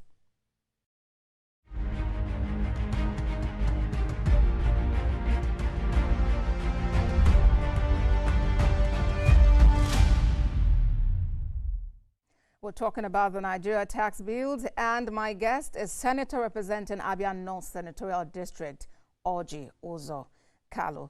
Senator, before we went on break, you identified the fact that as a manufacturer, a whole lot goes in, and especially marrying that with politics. How do we create a balance? Where do we draw the line, with politicians who appear to act always like Oliver Twist, always wanting more and more? No. I'm not being a politician when I said as a manufacturer. The interest of manufacturers, if we really want to put this economy down and put it on the straight line to be running, the interests of manufacturers have to be protected. I am asking, nothing has been done for the manufacturers. I'm asking the federal government to look away where they can give some of them tax holidays, give them incentive to manufacture and all the rest of them. So there are a lot kind of things we need to do, because I believe Nigeria can manufacture goods that will be sufficient for entire part of this part of West Africa, let me not say Sub-Saharan Africa. But we can't be able to beat the numbers and make less imports to other countries by giving our manufacturers in Nigeria a real incentive and give them light. You can see the pricing of fuel is very high for them. The prices of electricity has gone very high, and there's no incentive for people to manufacture. So manufacturers are even suffering. But I know that we'll make a case to President Tinubu, because we support absolutely for economy to be stable. And President Tinubu has been very bold in making decisions. He's one of the courageous presidents that this country have had since independence. He's very courageous. And President Tinubu have shown that he can make decisions without caring about whether there's anything called second term or any term, but he's making bold decisions that will reclassify the economy and put the economy on the path of growth. We started with countries like Indonesia, Malaysia, Singapore, and all the rest of them. Today, we are far behind them. So we need to get back to where we're supposed to do. Wrong economy. If there is no competition in this economy, we're not going to go anywhere. You see all the provinces in China where they're growing at 10% for 40 years. Is because there are competition among the provinces. So when people come and tell me, Dr. Michael Okpara, Alaji, Chief Abafumi Awolowo, and the Sultan of Sokoto, all the rest of them, and Dennis Osadebe, that Ahmadu Bello, they did very well. Yes, they did very well because there was competition. So, and what I can see that President Tinubu is trying to bring back that competition on the table where people have to compete. Every state in Nigeria, 36 states and Abuja, all of them are very viable. I'm not part of those who say they are not viable. These people can wear their thinking cap. They can go back. There's no state in Nigeria that is not viable. If they are not viable in oil, they are viable in food. If they are not viable in food, they are viable in solid mineral. If they are not viable in solid mineral, they are viable in human resources. So can use their brain to take technology. So this country is well blessed, and we should not take it for granted. And Nigerian people, I can tell you, most of us are very lazy. You see people loitering in Abuja looking for work when there are a lot of work to do in the farms, when there are a lot of work to do in area. When you give people, Chinese economy and American economy is based on production. It's based on the support people give to people. All right, Senator. And of course, we know that you are a friend to the president, at least with recent visits to him during the holiday. What is your advice to him in handling the opposing voices against the bills? No, president is doing what the president should do. He's doing negotiation with them. And there are a lot of backdrop discussions going on. And the president is not keeping quiet. He's behaving what a democratic president should do. For instance, you see what the governors have done. And I'm sure he had talked to some Muslim ulamas in last year. He's been able to talk to some leaders of all kinds of leaders. He's speaking to them collectively and individually. So there's a lot of discussion, background discussion going. But I'm also to tell you that the Senate, through the Senate President, committed this bill to public hearing, which is the evidence of that the law is on. Let people come and say the pros and the cons of the bill. We respect every opinion. We respect everybody who has anything to say by this bill. But I want to say that we cannot totally allow just because we are producing our bill to take everything. So the governors have started on good notes. It's a continuous discussion. What I'm saying now, I might come on the floor of the House. The senators might say that what the governors are looking for is not visible. It's possible. It's going to go by the vote in the House of Rep and the Senate. I hear your point, Senator, and of course, a lot still lies on the table of the lawmakers. But let's talk about the state of the economy. We are talking, there are reports about the NCC approving the request by telcos for, an increase in tariff to about 50%. What is your take about that? Well, everybody is asking for increase. There's nobody that is not asking for increase in Nigeria. The take is that we should start being, as a country, as people, we should start being disciplined. People should stop wasting their telephones. People should stop making unnecessary calls. People should stop doing things that are not relevant. I had some friends over the weekend. They came to my house after church. And they saw that I put off my lights almost everywhere because where I live, I'm paying almost 600,000 naira every week on the electricity. So I have to learn how to live like if I'm living in the US or in London or Canada, that any room there's nobody, we put up the lights. Nigerians are taking a lot of things for granted. We should learn how to use something.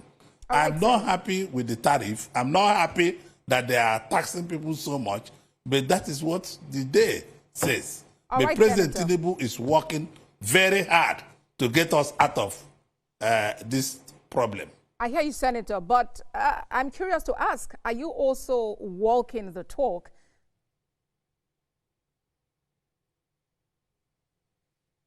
Are you also I'm not hearing you, please. I'm asking about whether you are also walking the talk of cutting back or cutting down on, some of these excesses that you have put in. Sure, I'm doing it.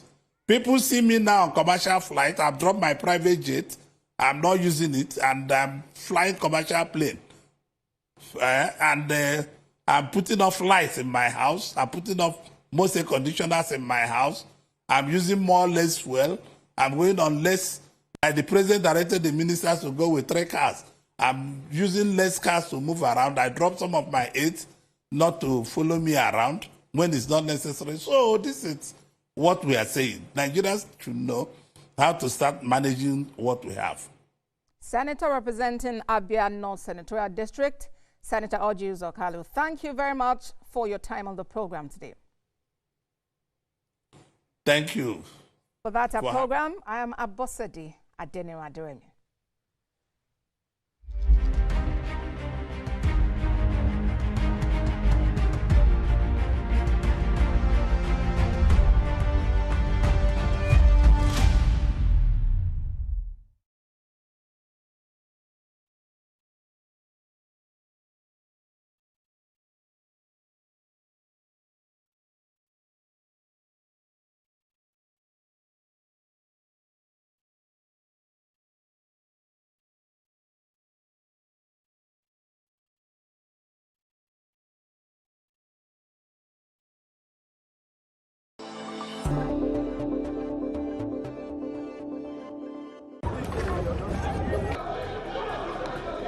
Every second, every minute, every hour, and every day, time doesn't just tick away.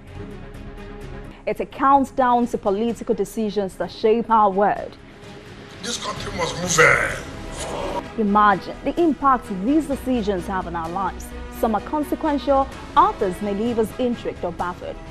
You will have no better friend and partner than Nigeria. Step in and feel the frenzy like never before. Join me every weekday for an hour of fact-finding interviews with questions cut to the core. How would you say your administration has fared in these sectors?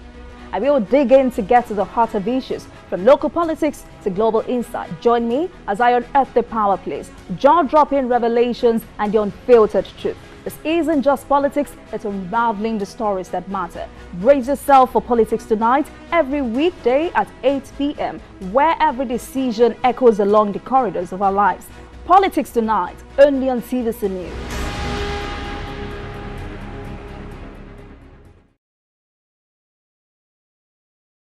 Hey, my people, I greet you plenty. My name is Nachika Okeke. My name na Uwi Balogun. My name is Damilola Banire. My name na Moyo Faraway Ahmed. If you also call me Moyo, listen. And this na Abigail. And I dare on top of you, pigeon. I'm going to bring you bass, boost. I don't get person will be single mother before. He carry another man show, say, now my husband be this. This na what you want. After that day, the man you no go see him again. If you snooze, you lose. If you miss this show, you miss out. On top this our show, I not dey gree for anybody. When you dey find the husband, you not see sign say the guy is nothing, you don't vex, don't use signs. If they look for person, we will give them to you. Fact as it be. Men no dey ever get fault. If baby not dey for her, na the woman. Talk no dey be person, you make person no fit talk through his. Hello, TVC Communications. How can I help? What makes TVC the right choice for my business? Excellent question, sir. Let me share some exciting facts with you. Start your day on TVC Entertainment with Wake Up Nigeria, a family and lifestyle show. Your view empowers women globally. It's your view, let it count. Entertainment Splash delivers the hottest celebrity trends. On TVC News, we keep you informed with breaking news and in-depth analysis of events shaping the world. I will continue to speak the truth. TVC News at 7 and TVC News at 10 p.m. delivers the most important stories of the day. Max FM, your hit music radio station, captivates listeners daily across Lagos and Abuja, making every commute more enjoyable. Adaba 88.9 FM is not left out, as it is the voice of Southwest. And on TVC Digital, we reach to million viewers daily. All together, pulls in over 17 million viewers daily. Contact us on 0707 272 8338 or marketing at tvccommunications.tv. Partner with TVC Communications today. Let's grow together. Ignorance is the mother of personal destruction. a voluntary misfortune, and it is worse when you are ignorant of your ignorance. You and Your Health with Dr. Richard Okoye is brought to you by Dr. Sibylai Foundation as he uncovers the mystery behind most deadly diseases, their causes, prevention, and latest treatment. Send in your comment and health-related questions. Together, let's liberate Africa from health ignorance. Hear this, you are ignorantly awaiting the arrival of your wife's menopause. If you have low sperm count and ignore it. Join Dr. Richard Okoye every Sunday by 3:30 p.m.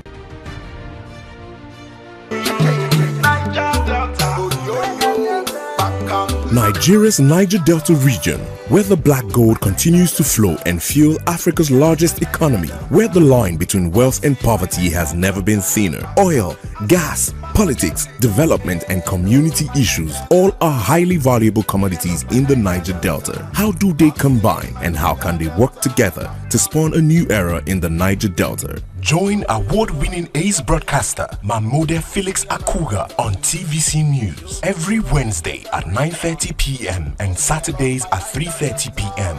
as he probes deep to analyze issues in the region from angles never before explored. Inside the Niger Delta with Mahmoud Akuga, the authentic voice of Nigeria's oil-rich region. My Niger Delta.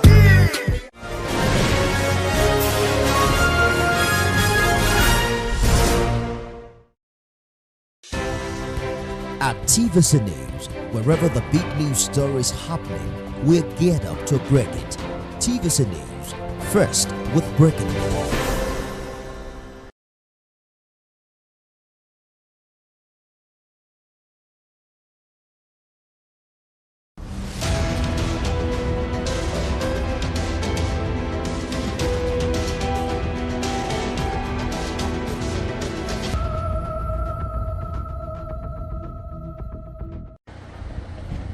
This might be just a tree to many, but it is not. Under the shade of this mango tree, learning takes place. Here, these children, full of dreams, gather every day, not in a proper classroom, but in what has become a lifeline for their future, a transition school.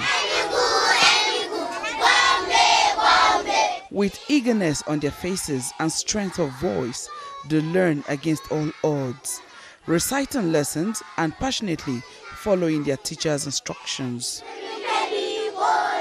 For 13-year-old Rodia Umar, who finished her primary education in 2024, the transit school remains the only option for her to fulfill her dreams.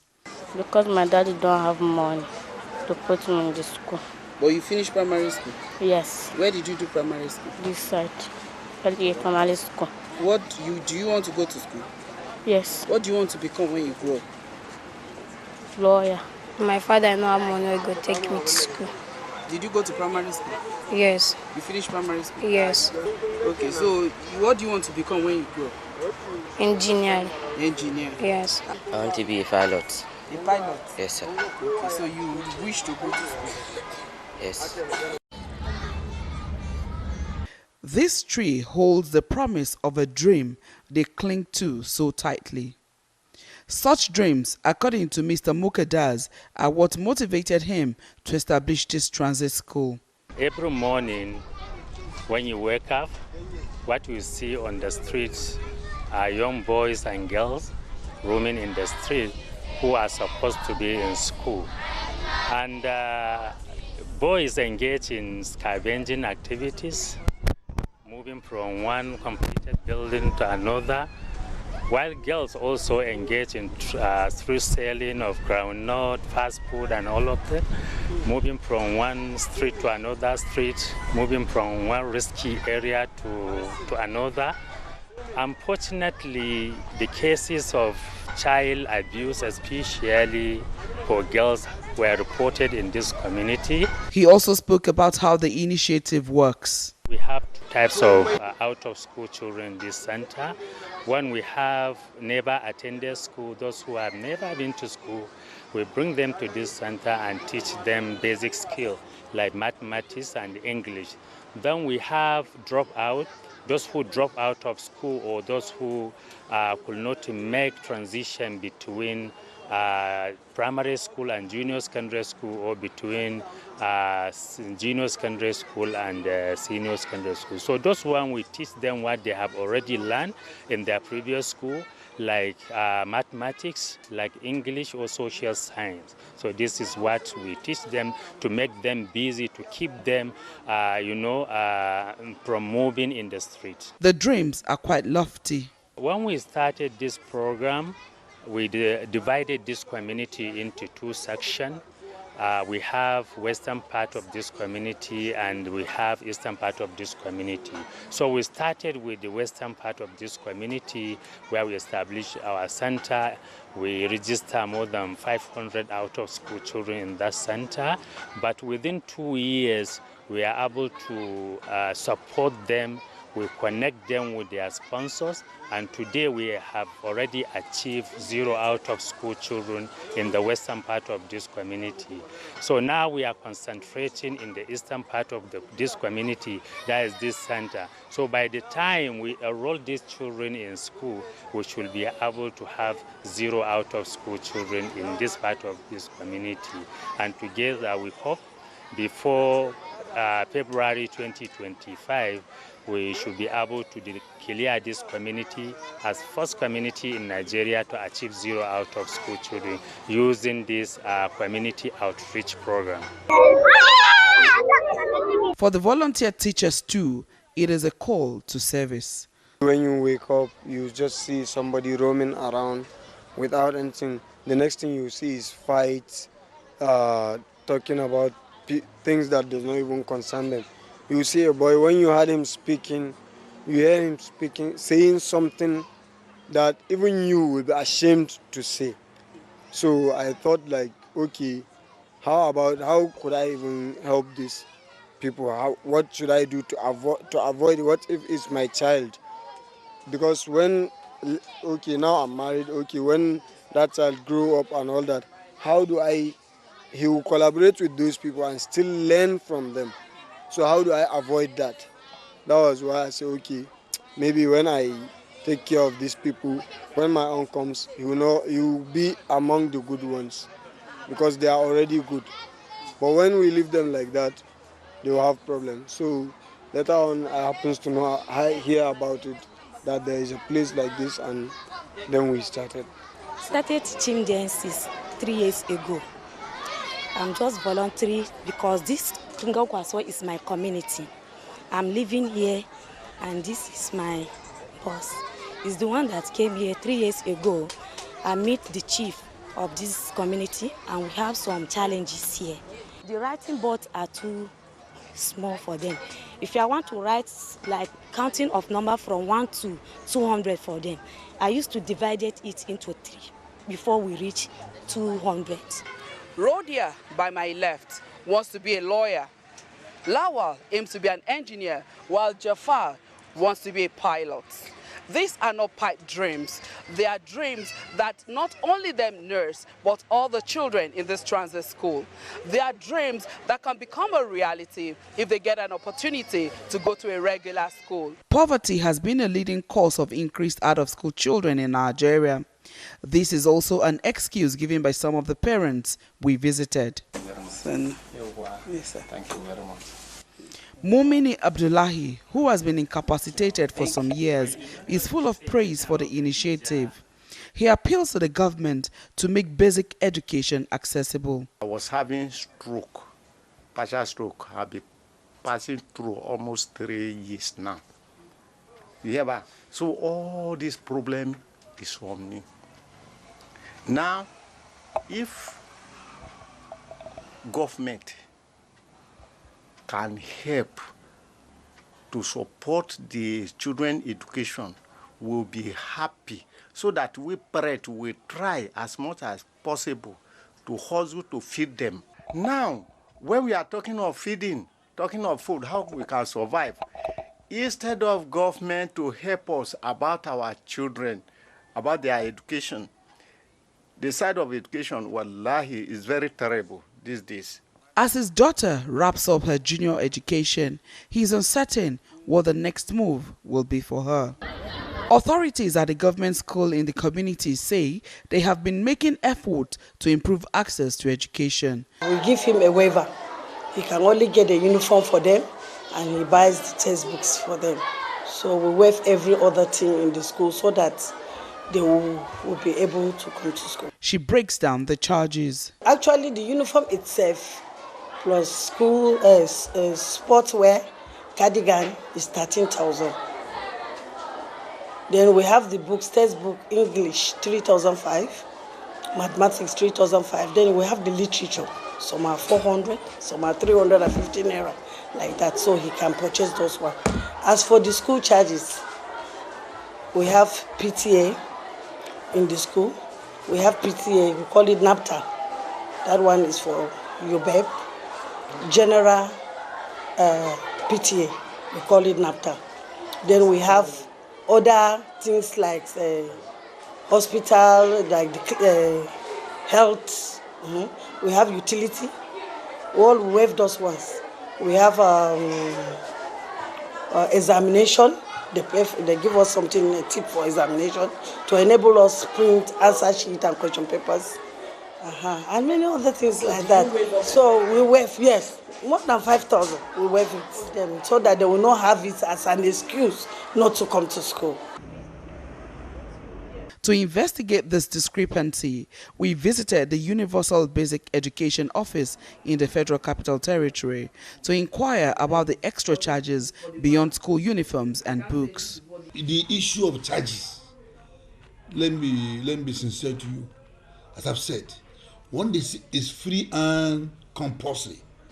But then the parents and the teachers, those have a union where they think it goes to their credit if they can complement the effort of the government, but it's not compulsory. It's never compulsory. It is an effort where the logo of free education is that education for everybody is everybody's responsibility. But then the question of say maybe everybody should pay 2,000 naira, no. The parents on their own, if a parent on you feel like everyone can construct a whole classroom, it's welcome. But it should not be a criteria for admission, it should not be a criteria for anything, no. If you have the resources, you want to support the government, you are welcome. He insists no government schools is supposed to charge any fees. But even that one, they are doing it through the window. It's an approved procedure. Okay. And that's why I say if we get such a thing, such head of the school will actually be sanctioned because it's not allowed. It is done through the window. It's not allowed. This highlights a stark reality. Despite existing government policies, implementation often falls short. Consequently, many government schools across the country impose fees that remain unaffordable for some parents, exacerbating the number of out-of-school children nationwide. Nigeria has one of the highest numbers of out-of-school children worldwide, ranking behind only a few countries including Liberia, Sudan, South Sudan, Afghanistan and Niger. According to UNICEF, a staggering 1 in 3 children in Nigeria are out of school, with 10.2 million at the primary level and 8.1 million at the junior secondary level. Alarmingly, Nigeria's out-of-school population accounts for 15% of the global total. Initiatives like this transit school demonstrate the impact one person can have when refusing to give up. However, addressing this crisis should not rely on individual efforts alone. It necessitates a comprehensive system that works for everyone. Education is a basic right of every child. Yet, Nigeria has over 10 million children out of school. These are their rights being denied them. The stakes couldn't be higher, especially at this time. So it is therefore time for government, organizations, individuals, and corporate bodies to come together and ensure that basic education is truly free and accessible for every child in every corner of the country. Moya Thomas. TVC News, Tungan Kasau.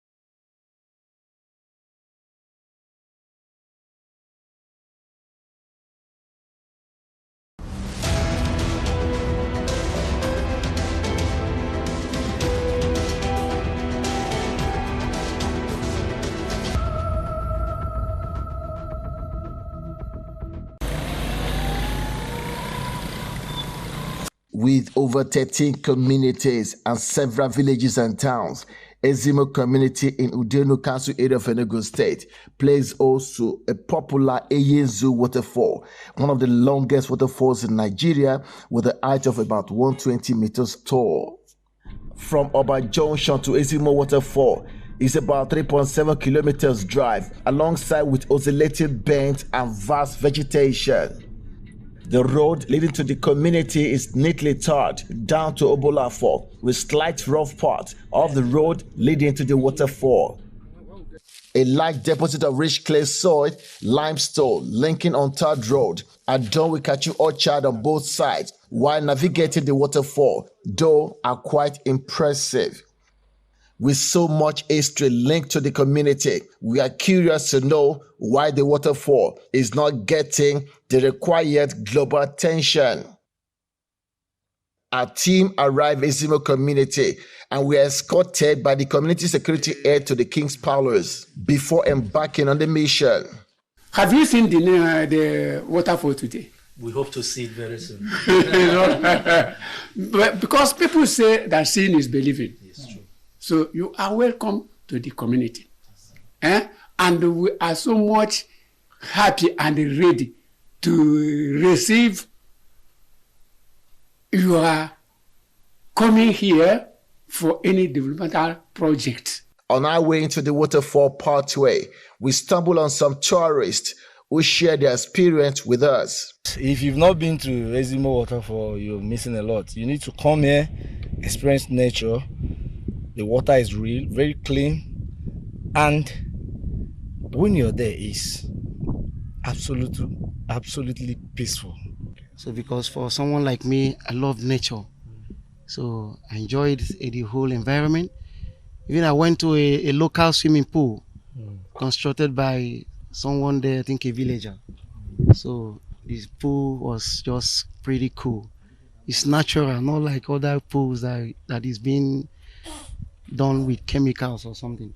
According to our tour guide, Ezimo Waterfall is located about 15-minute footwalk to the community church.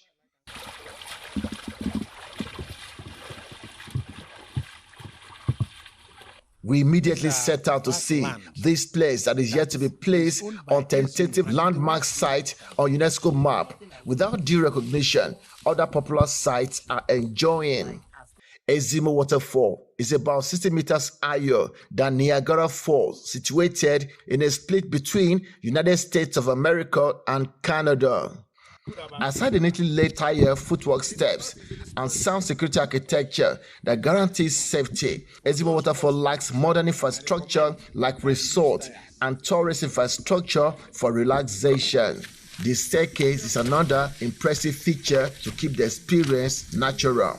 It takes a little above 100 of tires like this that was constructed by the villagers to aid your coming out from the waterfall. We have a step, the tire steps made of tires. I mean, if we can have handrails going down the step and then coming up, that will also help.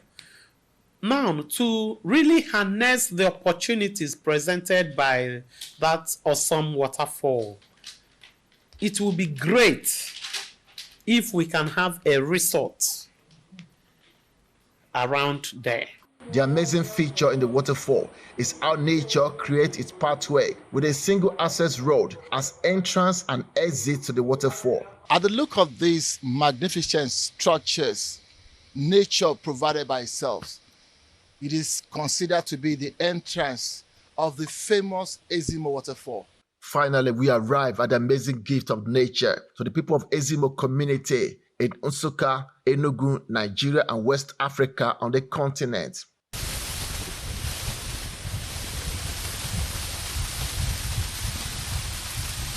Ezimo waterfall with sustained water pressure, gushing out like thick rainfall, cascading the spread of the site, artificially carved by nature. The ambience is serene, beautiful to behold, more like the natural wonders people would like to see. One of the fascinating things to remember is sound echoes and bounces back. This is the Ezimo waterfall. You can see it yourself. It is not built by human. It is built by nature. And we are grateful to God. And we will be grateful to whichever group of people or person that will come here to establish and throw Ezimo waterfall to the world. Ezimo will welcome whatever. Talk about security. I told you, this place is first world by God and not by human.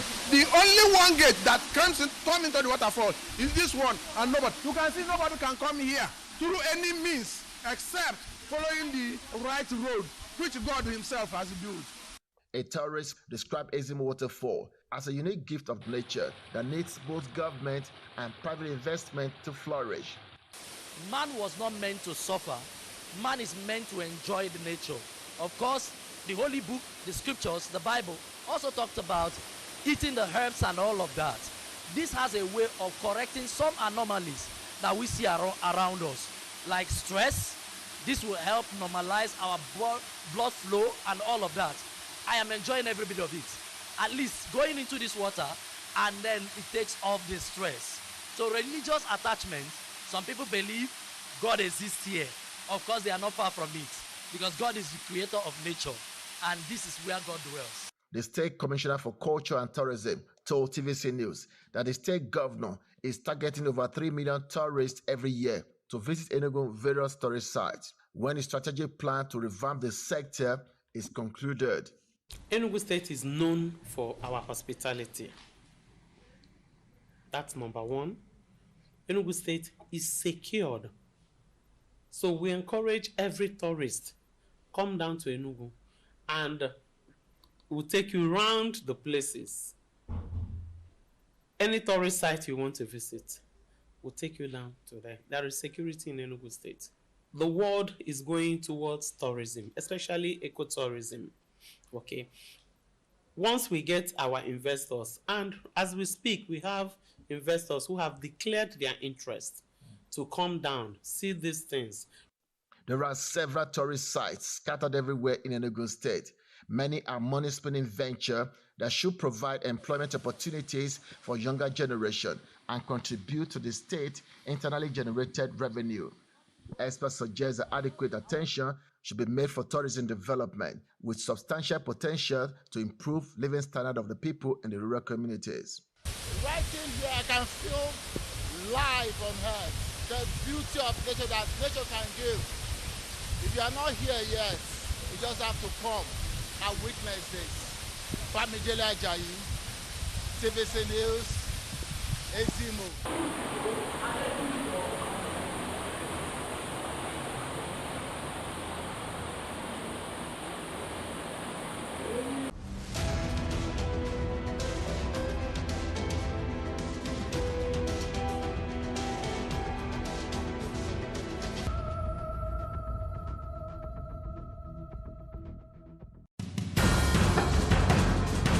Information is power, information is security, information is knowledge. On Labor Lens, we believe that working people around the world have real questions of their own. They want to know how the world of work operates, what it means to the employer of labor, how policies affect workers in the workplace. On Labor Lens, I ensure we engage effectively the organized labor, organized private sector, and government to get out of them information workers are in need of. I am Sharon Jackson, asking questions that make you get sense of the workplace.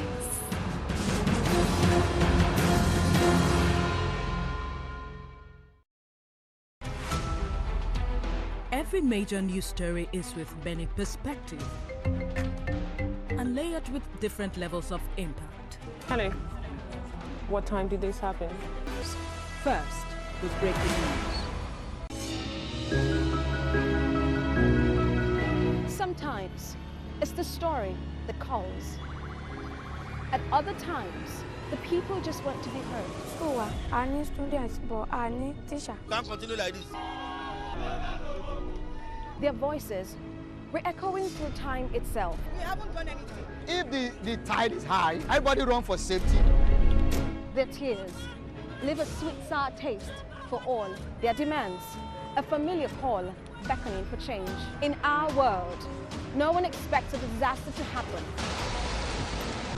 But when it does, we'll be there to x-ray all sides, from the east to the west, north and south. Community Forum will examine the oddities and challenges to economic development, as well as issues yearning for government intervention.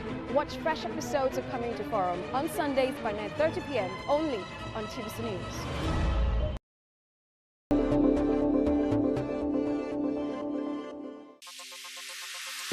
Stay ahead with the biggest news stories. Go beyond the news headlines. Experience impactful investigations. Enjoy resourceful news coverage in real time. TVC News at 7 and TVC News at 10 p.m.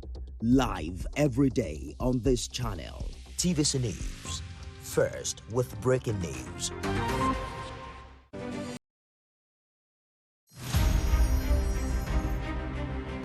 Muhammad Ali was born and raised in Louisville, Kentucky on January 17, 1942. His birth name was Cassius Marcellus Clay Jr. He began training as an amateur boxer at age 12, and at 18 he won a gold medal in the light heavyweight division at the 1960 Summer Olympics and turned professional later that year. In his early years as a professional, Clay was more highly regarded for his charm and personality than for his ring skills. He sought to raise public interest in his fights by reading childlike poetry and spouting self-descriptive phrases like float like a butterfly, sting like a bee. On February 25, 1964, at age 22, he pulled off a major upset, defeating Sonny Liston to win the World Heavyweight Championship.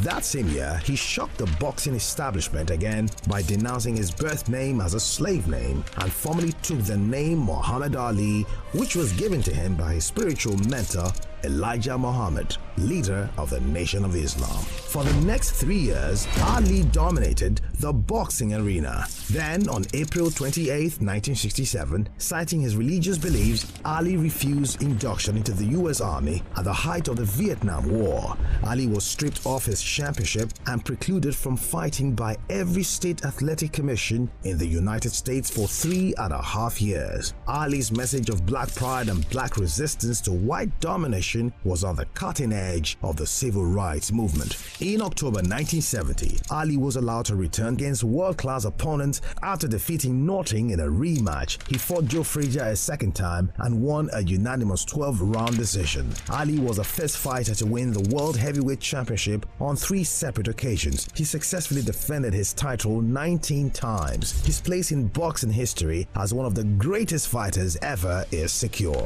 His final record of 56 wins and 5 losses with 37 knockouts has been matched by others. Both the quality of his opponents and the manner in which he dominated during his prime placed him on a plateau with boxing's immortals. Outside boxing, Ali attained success as a spoken word artist, releasing 2 studio albums, I Am the Greatest 1963 and The Adventures of Ali and His Gang vs. Mr. Tooth Decay 1976. Both albums received Grammy Award nominations. He also featured as an actor and writer, releasing 2 autobiographies. Muhammad Ali retired from boxing in 1981 and focused on his religion, philanthropy, and activism.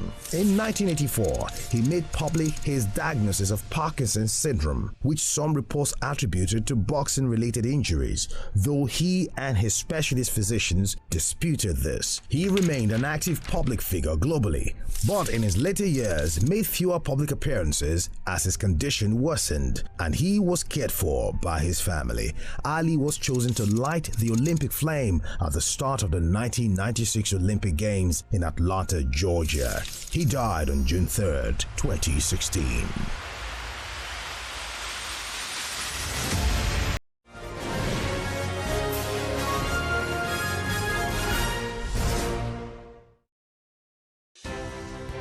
At TVC News, wherever the big news story is happening, we're geared up to break it.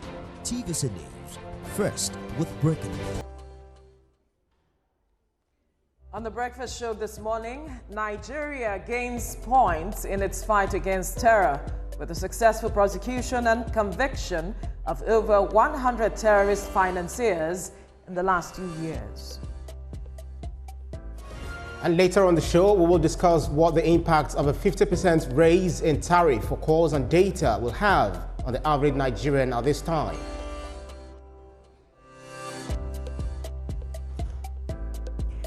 All right, good morning. Thank you for joining us on the breakfast show today. I am Veronica Danikboy. And I'm Ibrahim Shita. Good to have you joining us this morning. Of course, like we have rightly pointed out, we have an array of issues we will be looking at this morning, talking about the government saying that it has prosecuted about 100 financiers and of terrorists. And there are those who were questioning, when did that happen? How did that happen? Absolutely. And then, because Nigerians have been asking questions with regards to that, and then this matter of the hiking tariff, Nigerians are still talking about it. Why do we need a hike in tariff at this time, knowing how the hike of tariff in other areas, talking about electricity and all, has been impacting the lives of Nigerians, and they are not necessarily finding it funny as it is? Absolutely. So we'll be looking into some of these issues today as the program actually progresses. We have so many things, along the line to also bring talk about. Now let's begin with this story where President Bola Tinubu has assured Ogoni leaders that his administration would prioritize peace, justice, and sustainable development in the area. That's right. It said this at the meeting in the State House in Abuja. TVC News State House correspondent Femi Akonde has the story. The federal government's plan to resume oil production in Ogoniland is gradually yielding results. This meeting between President Bola Tinubu with community leaders and stakeholders in the oil-rich Ogoniland is the outcome of growing protests calling for a halt to the resumption of oil production until meaningful talks with local communities are completed. Governor Similaye Fubara is the leader of this delegation. He acknowledges President Bola Tinubu's strong will to succeed where previous administrations have failed. The love we have for you, the respect we have for you, is just for you to say, you're behind that meeting, we should go back and continue the consultation with a timeline so that this issue of oil, resumption of oil operation in Ogoniland will commence. Negotiations will still continue at the community level. This will be led by the National Security Advisor, Nuhu Ribadu. He will coordinate a very delicate process in an area that has become restive and volatile. The presence of this delegation is a testament to the Ogoni people's readiness to engage constructively in the pursuit of peace, justice, and a sustainable development. With plans to resume oil production in Ogoniland, President Bola Tinubu must now try to avoid a deja vu. In 1993, oil exploration by Shell Petroleum Development Corporation joint venture with the federal government was halted. But the impact of environmental degradation and economic deprivation remains like a scar in the lives of the Ogoni people. Let us put the grievances of the past aside. It cannot heal the wounds.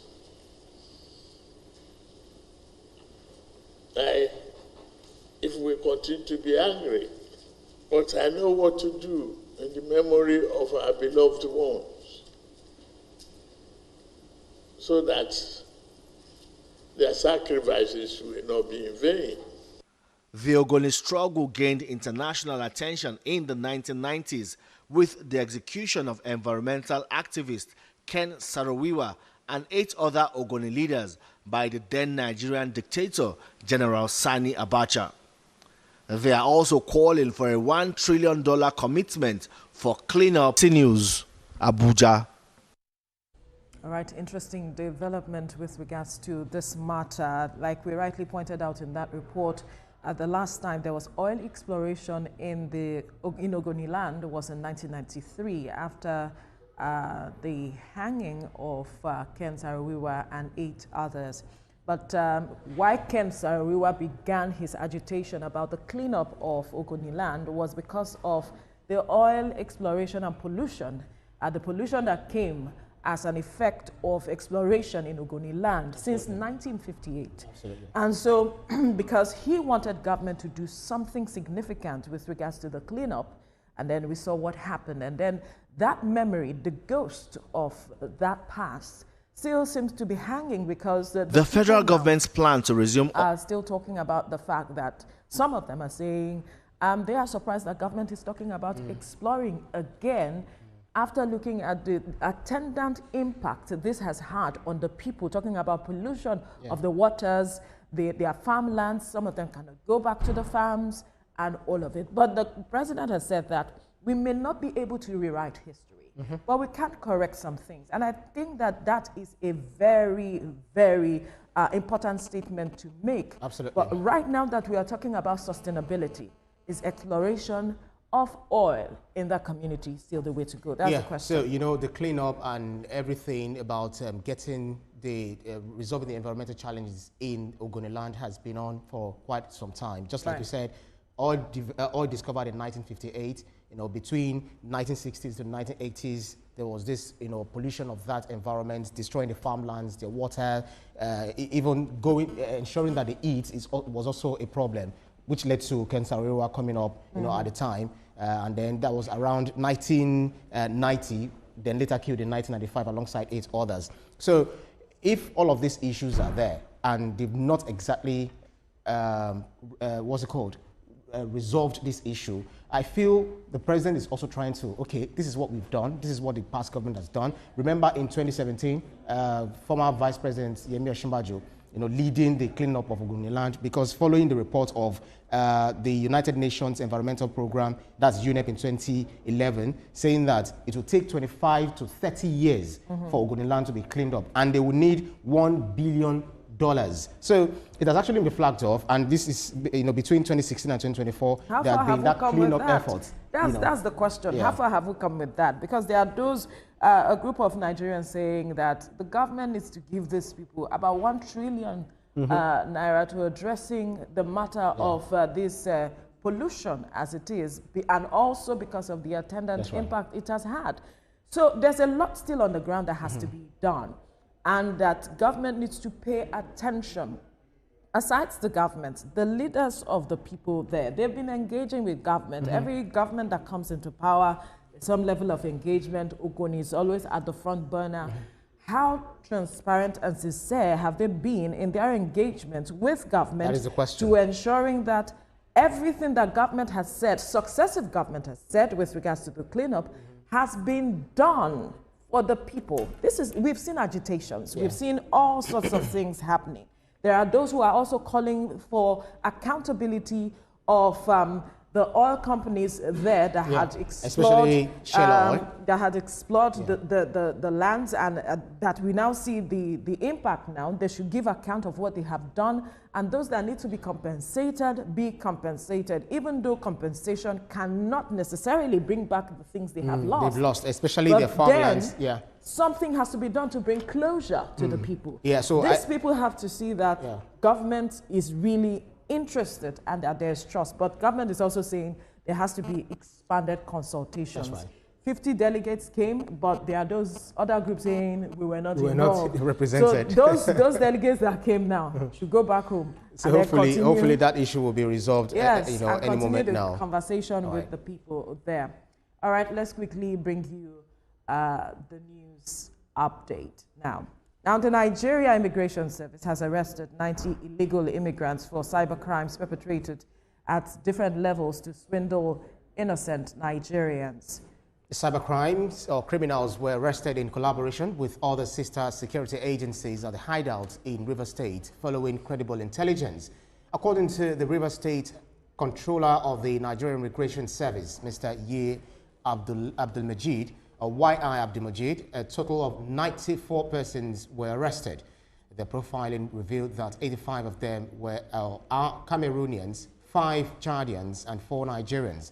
Of the 94 persons, 74 are males and 20 females.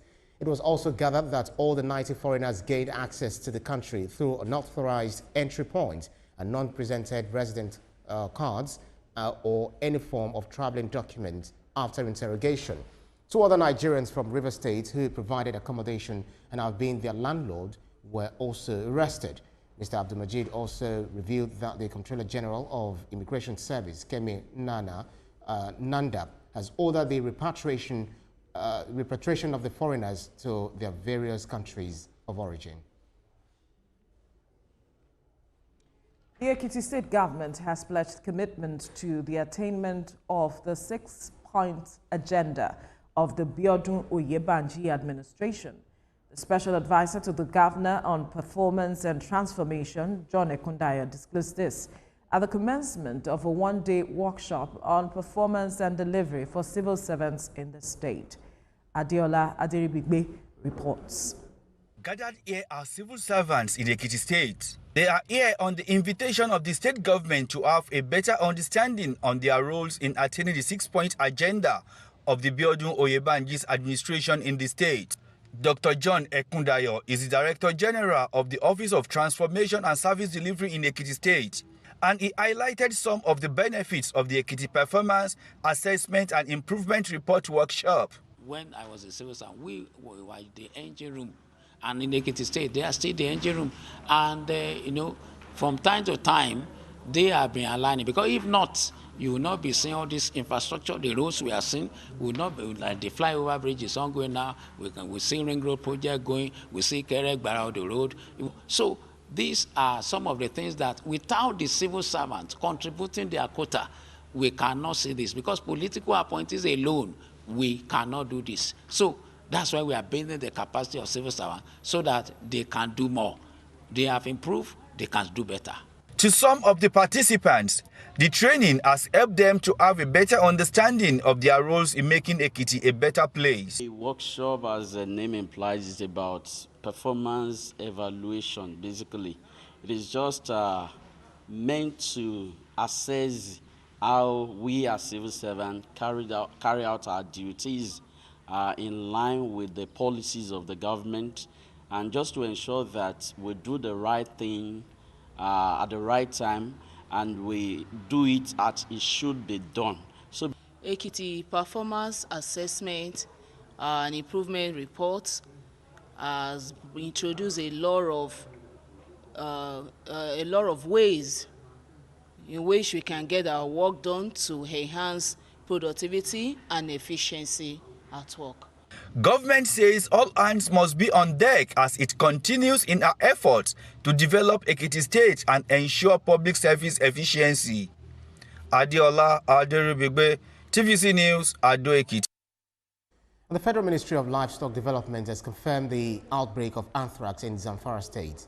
Anthrax, caused by the bacterium Bacillus anthracis, is a zoonotic disease that can affect various warm-blooded animals such as cattle, sheep, goats, horses, and wildlife, as well as humans. While anthrax is preventable through coordinated efforts such as risk assessment, surveys, and ring vaccination of susceptible animals in high-risk areas, prompt detection and response are critical to containing its spread. A statement signed by the Director of Information and Public Relations, Bem Gung, states that the ministry remains committed to collaborating with all stakeholders to ensure a swift and effective response. All right, we'll take a breather now, and when we return, it will be time for the newspaper review. Stay with us.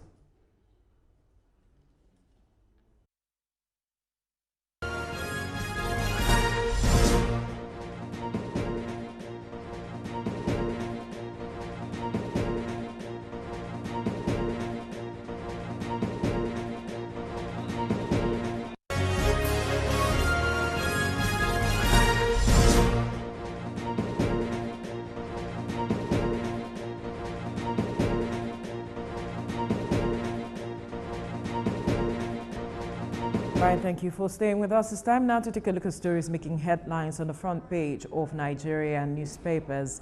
And Olamide, as well as Nelson, are standing by. Good morning. What are the papers saying this morning? Good morning to you, Veronica and Ibrahim.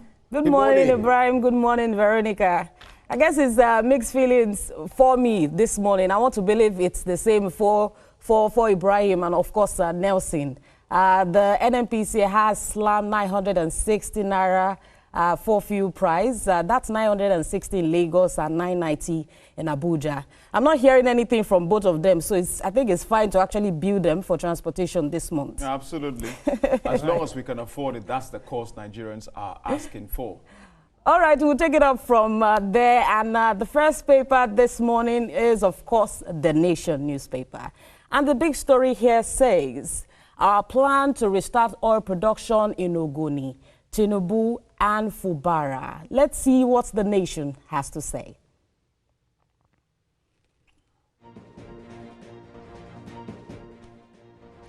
Right. All right, that's it right there.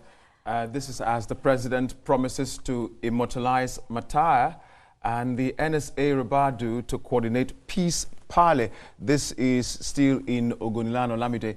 I think this is, a good way to start. The president is trying to bring some form of unity and harmony in Ogoni, especially amongst the leaders representing that bloc, so that all of them can benefit from what is in their land. I mean, that has been the core of the conversation from the beginning, ensuring that those who reside in Ogoni land should be the first beneficiary of whatever is, whatever they're getting from that land. Let's not even talk about the health implication of this on those who stay in that region. That's even an aside. But, like the president has always, done, and also with the meeting that we saw with the Ogoni leaders, although there were concerns that, some say they were not, represented.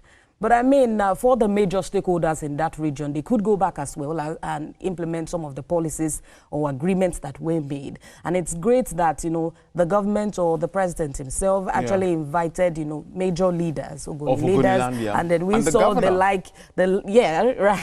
going to that. Did you remember the part where the former governor, now an FCT minister, was also there in that meeting? Right. What do you think that looked like in that room? It must have been very hot. However, but, to ensure that, people get the dividends of democracy, we should also, find a way to agree, sue for peace, of course, in that region. Which is the major thing to have, right. Peace. I guess that is also what the Blueprint newspaper is reporting. Let's see what the Blueprint has to say. Well, with the header there, set aside your historical grievances, President Tinubu urges Ogonis. But then, Olamide, there's something else right here on the Blueprint which I'd like us to look at. Census must hold this year, Senate declares. This is as the NPC moves for biometric model. Olamide, the last time we had census in this country, if my memory serves me right, I think was 2016, we're long overdue. From then till now, the population of the country has increased. And again, remember the importance of census is to help the government plan for the economic welfare of the people. And so if the Senate right now are calling for it, I think it's a way to go. What do you think? I mean, the Senate is insisting that, we must hold the census this year. I remember that, where you have, this sign on your hand. To show that I've been counted. If the issue of, data counting, the census and all of that is being addressed, we won't be having, this conversation of unemployment statistics, not having a particular figure. Like we talked about yesterday, the Labour Minister saying he doesn't have a particular statistics about the number of unemployed youths in Nigeria. That was really a cause, for concern. So with the census thing, he'll be able to have that. I mean, it's a step towards, the right direction. Absolutely. Let's see what the Nigerian News Direct. Before that, let's take the Daily Times newspaper. All right. The Daily Times here again, still on the matter. Tinubu mediates in Wike Fubara face-off.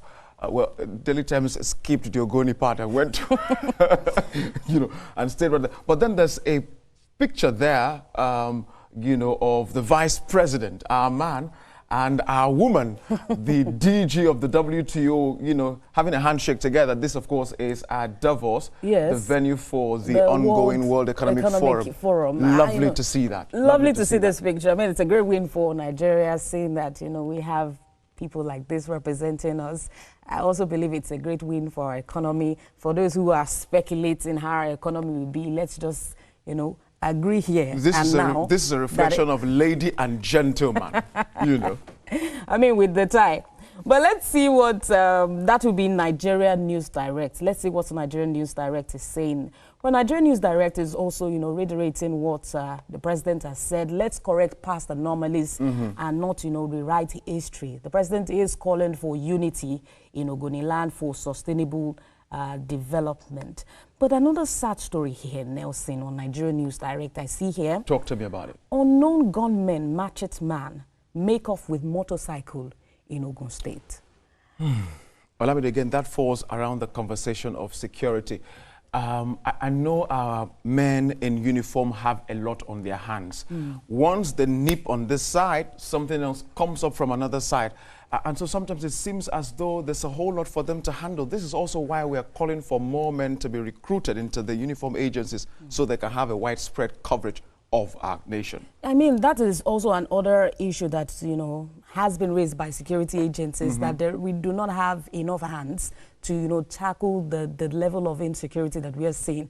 But, you know, rather than also pushing the blame to security agencies, it also, you know, talks about who we are as humans, who we are as Nigerians. There are some of these things you see, you hear, and then you wonder if this person still has, you know, humanity in that person. Let's not, irrespective of, you know, economic situation or whatever you're going through, you know, take advantage of your neighbor. Indeed. When you're looking at, you know, security situations and all of that, it's quite dicey, but of course, God will be helping the security agents. And that takes us to the Salient Times. The Salient Times, again, with a simple header at the top right banner of it there. Governor Wifuru, this is of Ebonyi State, backs community policing, Olamide, security here again.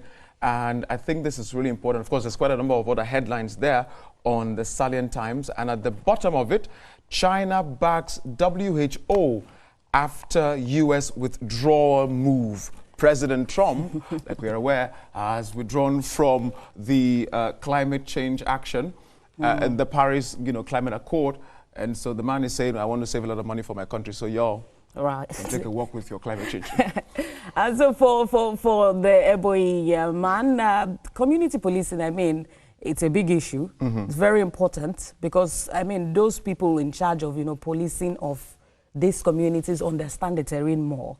You know, we've also always reiterated the need for Nigerians to also work with security agencies as regards, you know, giving out information and letting them, you know some of the cons in that area. So community policing, of course, I want to believe is the way to go. And we've seen governors, you know, coming out to be at the forefront of this conversation. Indeed.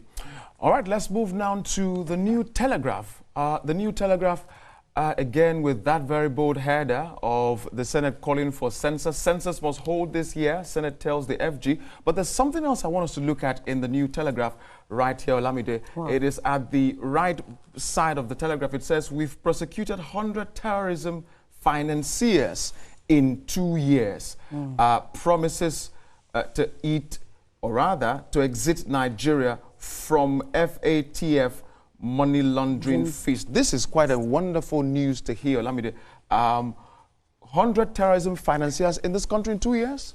They have been I mean, that's out of the system. That's a big deal. And as much as we acknowledge that, we still have a long way to go. Terrorism is a big issue. Absolutely. And like I mentioned earlier on this set, when we were talking about, you know, security in some part of the country, that we also need to tackle it from the ideologies. Some persons are trying to perhaps take advantage of, you know, the security situation, economy, and also poverty. But it's a step in the right direction. And still on the Telegraph, there's something I want us to look at, even though we touched about it a bit earlier. 2025 WEF, that's World Economic Forum, Shetima markets Nigeria Africa as investment destination. Boy, I love that. I love it.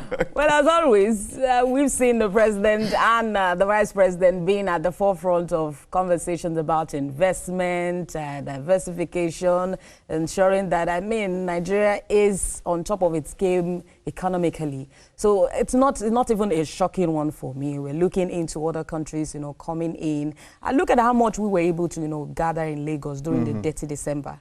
How much Lagos alone was able to get. Make, yeah. So imagine we have other countries looking into Nigeria to invest. As an investment destination. And so, yes, of course, Nigeria is open. Our money will increase. Let's run down to the Daily Independent. Independent newspaper. Let's see what it has. Right. All right, on the Daily Independent, there's another story there right at the top right bar of the paper. It says, our hospital will soon be empty of doctors, nurses, CMDs lament. CMDs, chief medical directors of different hospitals in the country. This is something a little bit sad to hear. We have been, raising the alarm on brain drain, especially for our medical workers. We can't allow this to continue. Well, as much as we cannot actually hold anyone back from, moving, seeking perhaps education elsewhere. Yeah. But you notice that health-wise, in the health sectors, our doctors outside the country are doing absolutely well. They are doing absolutely well. And then after some years, for our people, for our own people, I'm wondering. Then we train them, and then we decide to take them. Why? Yeah. And so perhaps we should also be looking at an exchange. If it was something that was going to balance, perhaps we have all these doctors also come to, look into our own health sector. Can you exchange human resources? Can that happen? Let's change doctors for engineers. I'm just saying. Well, that can work. That can actually work. But that will be doctors for doctors, obviously, to meet up with the health needs of the population. Right. And so it also boils back to, healthcare or, welfare of workers, ensuring that, this health workers are safe while discharging their duty. Well, I'm going to take us to the Punch this morning. What's the Punch saying? All right, let's see what the Punch has for us this morning on the Punch newspaper. Let's see what the Punch has to say. The Punch newspaper is actually on security. Bandit influx. Amotekun mobilizes 2,000 men to comb the southwest forests. Core 6 advance technology, arms better equipment to tackle insecurity in the region. And another story here, Nelson. Yes, please. I'm seeing, although we've already spoken about the NNPCL raising petrol price to 919 the FCT, but immigration arrests 90 foreigners for cybercrime in Rivers State. I think that's where we can leave it for that. Let's go to the Platform Times. Right. The Platform Times, with a little bit of a bold header there, says kidnappers demand 40 million naira for release of ex-AIG's wife. This is from Alake. Well, the federal government, again, this falls in the lines of the conversation around security. Olamide, this again, Niger residents scoop oil from fallen tanker days after explosion, killed 96. We've talked about this last time. We cannot be doing this because this is really dangerous to our health. Olamide. Right, and for that the kidnap, they demand millions of naira for the release of ex-CIG's wife. Sometimes I bother about the audacity of these kidnappers. Assistant Inspector General's wife, you do that. Well, an ex-assistant, but irrespective, I want to also believe that you should know better. You should, you should know better. Yeah. Is that not a risky venture in the first place? Well, but as always, the government has always reiterated that we do not, banter or discuss or with terrorists and all of that. So it's a no-go policy negotiation. I want to believe that the security agents are on top of their game. Yeah. Fine place to leave it right there. Let's go to the Guardian newspaper quickly this morning, Olamide, with a bold header. They're saying over 7 million on estimated billing despite 1.5 trillion intervention and free supply. Well, again, that's something very important we need to look at, but we need to run to the leadership newspaper. Let's see what the leadership has for us this morning. And of course, it's also on, the power sector.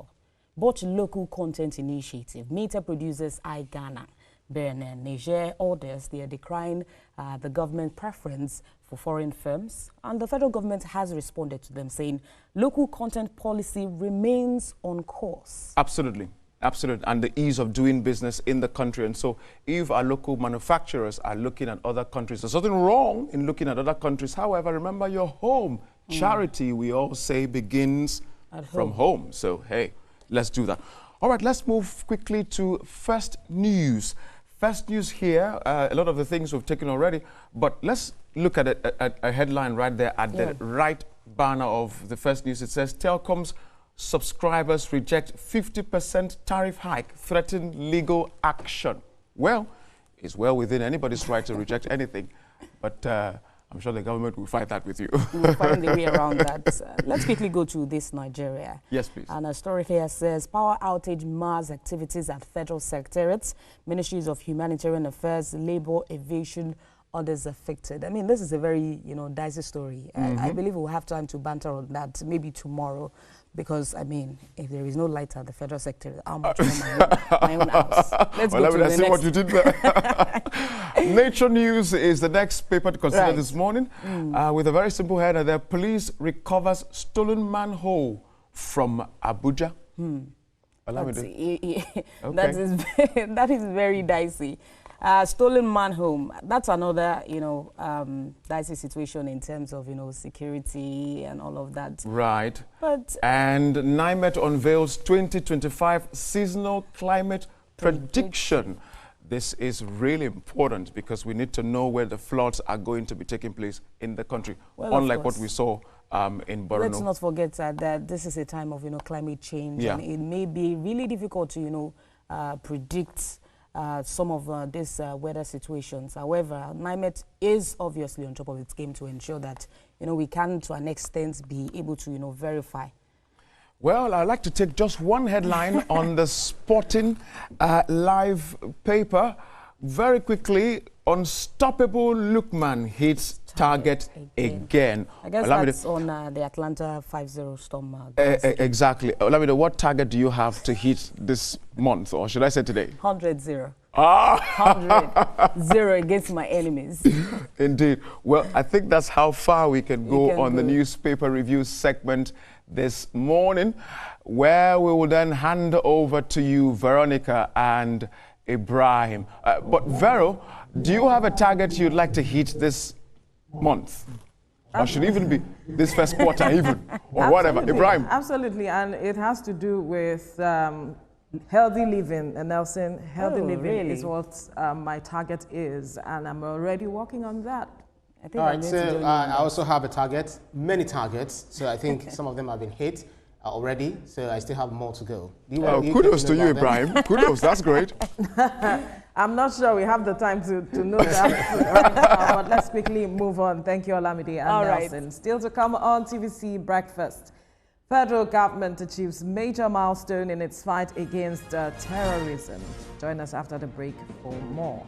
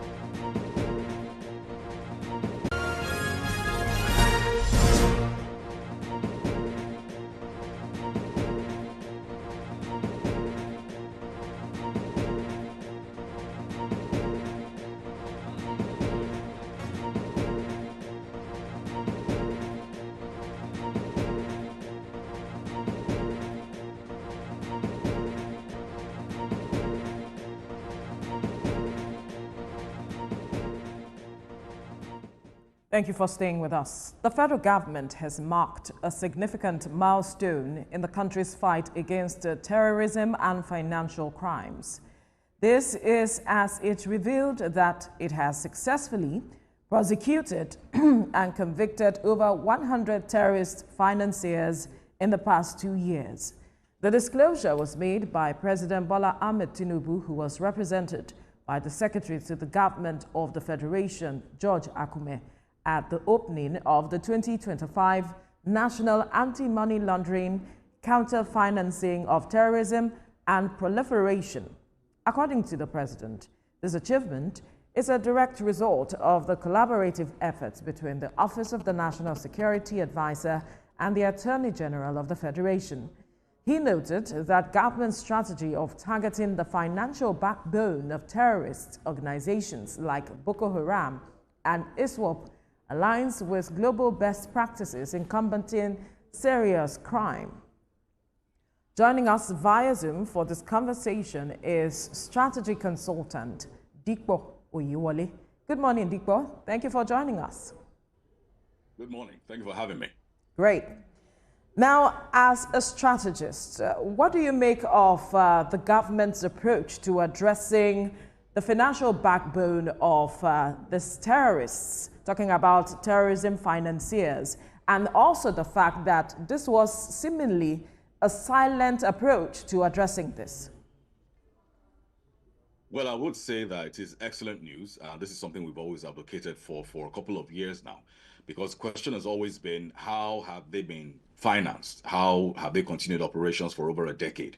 And this is wonderful news. It's a step in the right direction. However, as much as the operation was done silently, I would want to say that at this point where they've been prosecuted, that the government find a way to make a lot more noise, if I may use that word, about it.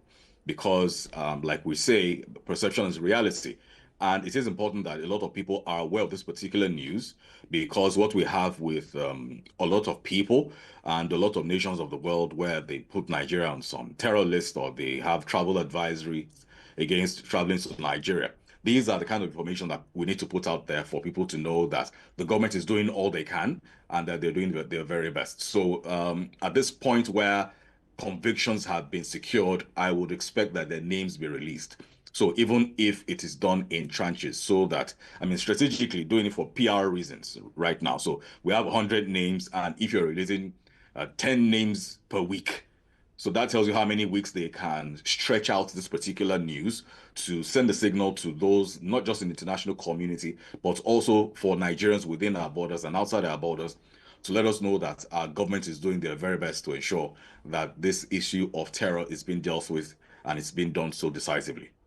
I know Nigerians have a trust deficit. There's a trust deficit between Nigerians and the government, and there is the need to bridge that gap. But do you think that government making noise, that's using your words now, about this matter, will certainly address the matter of confidence in the government's effort at addressing these issues? Because a lot of Nigerians have seemingly lost faith with regards to this particular issue of addressing terrorism financiers. Yes, it will, because, I mean, like we've always discussed on this platform and others, that there is a huge gulf of trust between the Nigerian government and the people. And you really can't blame the people as well, because the government has also done a very poor job in the last couple of years to see how they communicate effectively with the people, to let them know how they're doing with certain things. Now, is the government perfect? No, they're not. But the few things they're doing right, I believe that it is incumbent upon them to see how they can communicate it adequately, because there are certain things that a lot of Nigerians will not necessarily see in their day-to-day life that is also going to be adding up in a couple of maybe weeks, months, or years to come that would be beneficial to us. For example, the issue of safety. So when we're able to deal with issues around insecurity, then we know that the government is doing very well. And if you do not say it as often as possible, if you do not communicate it effectively, then everybody just assumes that the government is not doing anything about it and they're just being lackadaisical. So yes, it will be a good idea for the government to see how they can put the word out there, because again, it is important that effective communication is done, and it's not just about what you say, it's about how you say it and when you say it. Okay, so when these things have been done and then you're keeping quiet about it, it's not an issue of saying, oh, okay, you know what, maybe we fix this particular road that people can see every day when they're going to work or when they're going about their business. But now this is something that people will not necessarily engage with personally in their daily life, and you need to let them know about it. Something that they're also doing, I'd say fairly well, is the issue around the finance bill, where it's just the chair of the board that is doing all the conversation. And we're asking, where are the government handlers? Where are the people working for the federal government? Where are the people from Ministry of Information? Where are the people from the government spokespeople? What is going on with them? So why are we hearing this particular thing from only one source and one source only? So we must understand the place where effective communication is very important, especially where it is in the place where we're trying to build trust, because part of building trust is also being able to communicate your intentions and communicate what it is that you're doing or what you're trying to achieve. Interesting. So let me take you back in the memory lane. For instance, in 2021, the United Arab Emirates intensified its effort against terrorism by adding 38 individuals and 15 entities to its terrorist list. And at the time, some Nigerian, not Nigerian name, but mentioned some Nigerians that they were also financiers of Boko Haram, ISWAP, etc.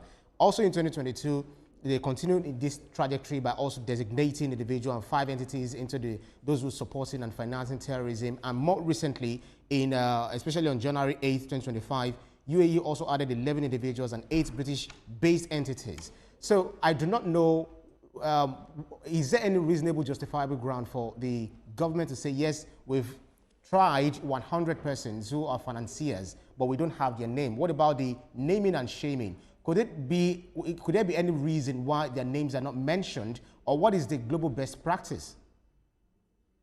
Well, I wouldn't understand why they're not releasing the names, and you cannot say that you do not know their names if they've been prosecuted, okay? Because how a prosecution works is you call a person, either they are alleged to have committed a crime, charge them to a court of law, and you do that with their government name.